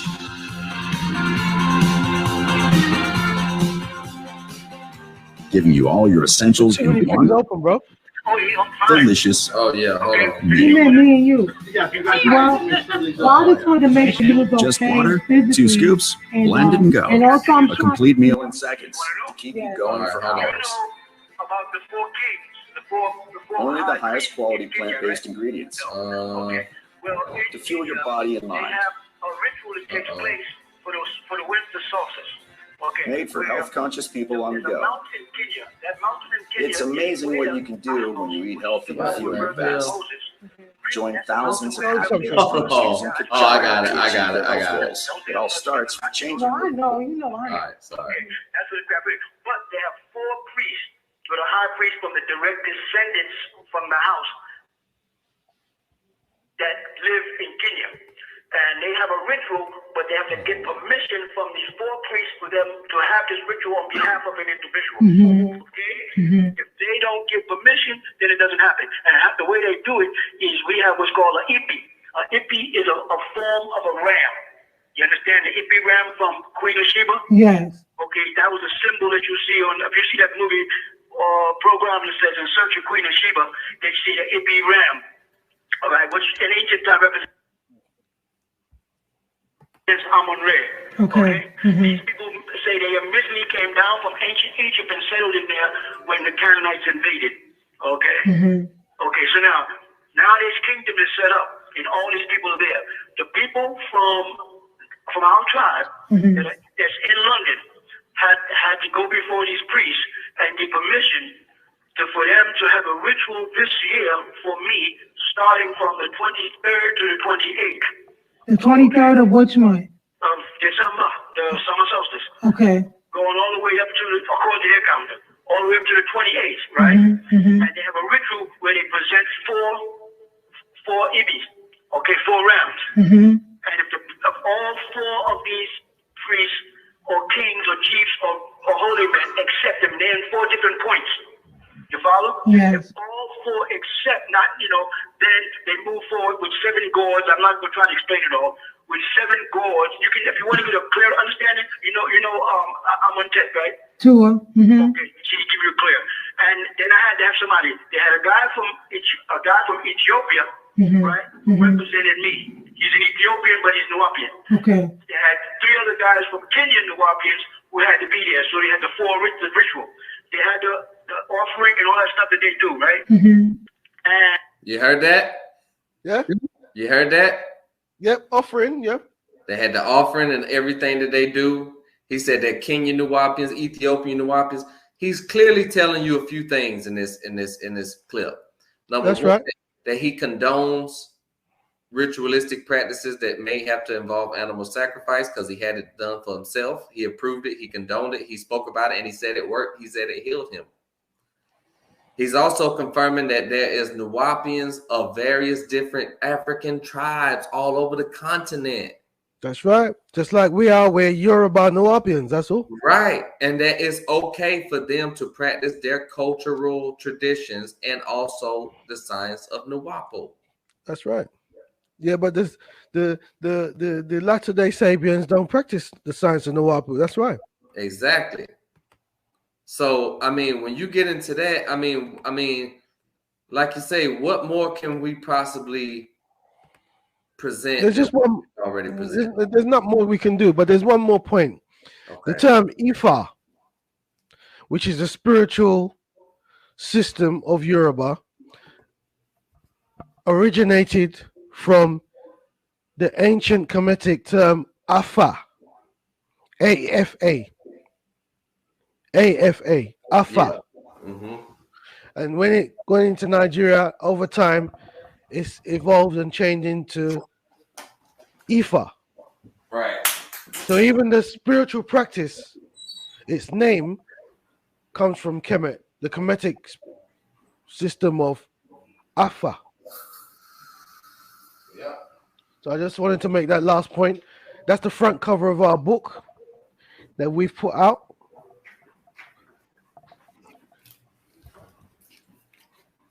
That's it. You see it? That's it. That's it right there. So, in conclusion, it boils down to this. It boils down to the fact that let me say this too. There's a book called Ifa, the Divination System of Ancient Nigeria, and it's by Luis Jasovi, who is a Babalawo. He speaks about this intermingling or this period of this Arab influence, right? Yeah. Oh, that's what I wanted to find real quick. There's one last update. Hold on. Right here. All right, this is the last thing. Yeah.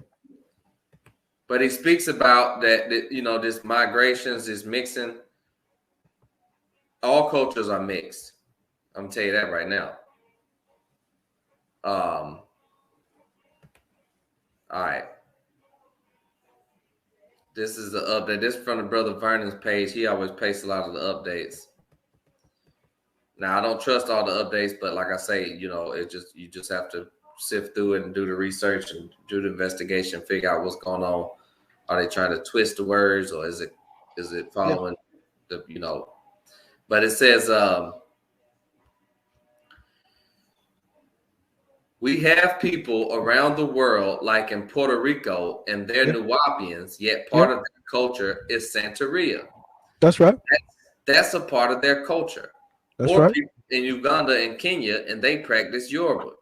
That's Even right. though we don't subscribe to that, we have to stop condemning others for what is part of their culture, especially if it's for my freedom. That's right. And I don't know what else to say to that. You know what I'm saying? That's my whole point. That's the whole point. The brother's making false allegations about stuff he don't even know what he's talking about. I mean, talking about Yoruba priests and all this wicked black magic, Wiccan Palladians, Hyksos, nonsense. The brother is a detriment to your learning. If you're a Sabaean and you're Nuwaupian, you really want to learn his teachings, don't listen to this man. Trust me, he's going to lead you straight. He's going to lead you blind. All right? He's not doing nothing but trying to build a talk show. He's asking for donations. He's bootlegging books, photocopying books, selling them on the street corners. He's trying to keep up strife with the organization, all for the wrong reasons. He doesn't. He thrives from controversy, and he's a bully. And he thinks nobody will respond to him because he's got his own platform, and he can shut you down and block you out, and he thinks that nobody will respond to him. But this punch in the face today, intellectual punch in the face, is what he needed. Yep, absolutely.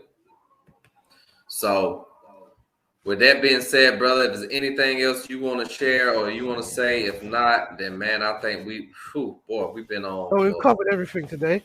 Yeah, almost 4 hours. I think he's done. All right. Well, this ended that because, like I say, the brother, this is and you won't hear me speak about him again. This just goes to prove that he's misrepresenting what is being taught, and that he doesn't really have a true knowledge of the teachings, and that for whatever reason he's into this thing. I don't know what it is, but it's not sincere. All I care about is right knowledge and a right representation of right knowledge. That's right. Not a misrepresentation of it. And so I'm sure that the viewing audience learned a lot tonight. The brother said he was going to come on. He didn't come on. And that's it. Yoruba is not evil. Yoruba is is an intricate part of the inner circle of teachings of people that's close to Dr. York and his family and his teachings. Right. It might contain evil, but you need evil to balance out good. It's called balance. Well, you have both. You have both in all cultures, because like I say, what he need to be worried about is the people that's doing that amongst their own tribe, amongst themselves. That's right. That's right. You know what I'm saying? That's what needs to be focused on. Not trying to condemn other African practices when you won't even have your own practice. Like I say, we don't even have a priesthood. They stole our land. They kidnapped our leader. I mean, come on. We got tribal beefs, tribals. I mean, come on. We need to be uniting with other African tribes and African nations. That's what we need. That's what we need. We need unity. We don't need deflection. It's just deflection. It's all based on deflection tactics. So yeah, that's what he's about. Deflection and disunity. So right, because the point of the matter is Nuwaupu. If Nuwaupu is African animism in origin, then it has a connection to all other African systems because they are based on animism. That's right. That's the facts. That's right. Well, let's leave it there. I think we've covered everything. All right, my brother. Well, listen, man, we really enjoyed this. We put out a lot of information. Will not be responding to this brother again. We proved what we said irrefutably. If anybody got any questions, comments, or concerns, shoot us a message on Facebook or leave a comment on YouTube, and we will respond to you. Other than that, we hope you learned something about the connection between Ifa and Yoruba and ancient Kemet and Nubia, ancient Egypt, and the science of Nuwaupu. And we hope that you got the right knowledge on the perspective of these African systems from the perspective of Nuwaupu and Dr. Malachi York, his own personal family, his brother, his mother, his daughter, some of his sons. And these systems, these teachings are African. We are all about ancient African ancestral systems of ancient animism. That's what it's about. Universal Yoruba Nation, Nuwaupian Nation, signing out. Peace and love, everybody. Yes, sir. And the next show that we will be doing will be a continuation of the rebuttal to the slanders. I think it will be part 18. And we will be doing that against Brother Jabari Osaze and his involvement with the Mark Lamont Hill interview and his slander against the master teacher. And we'll have a few more closing up the rebuttal to the slanderers series. And then after that, man, we're working on some more other new stuff that we'll get you people updated with next. Like I said, we're going back to business as usual to deal with Dr. York slanderers now. So right.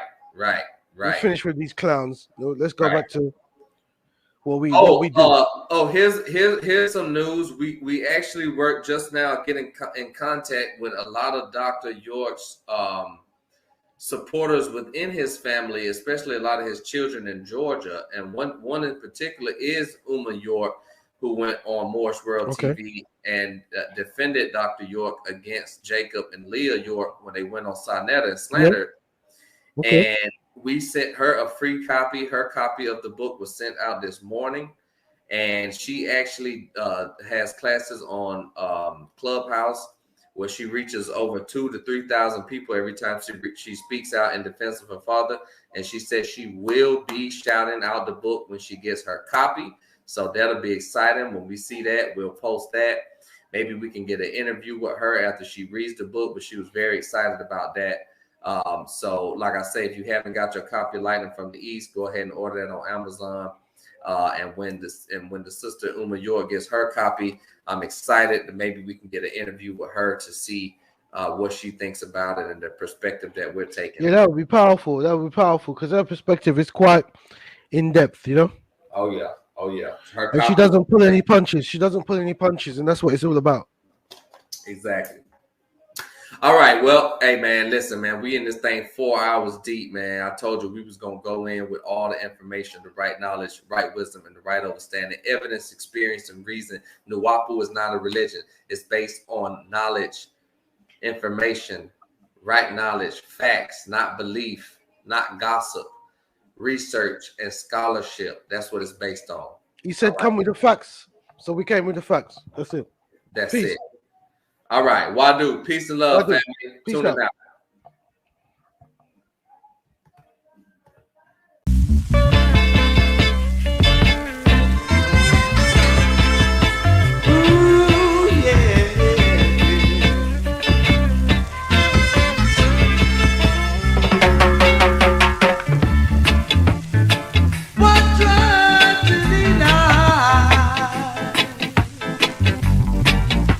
Your love is unreal, but so a man thinketh, so is he, 'cause he'll be the one that will be thinking about his problems that he left to find.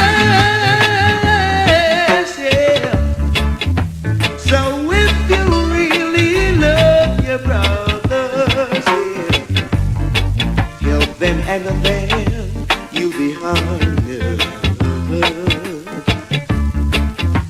At your request, they'll be standing by you. Yes. Maybe someday they'll be helping you to go. Life goes in circles, just like a spinning mill. Oh yeah, yeah, yeah.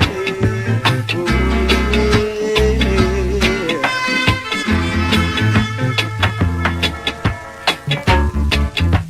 The sun may shine for you today, oh, but remember it won't be for always. The sun don't shine on rainy days, so by then you'll be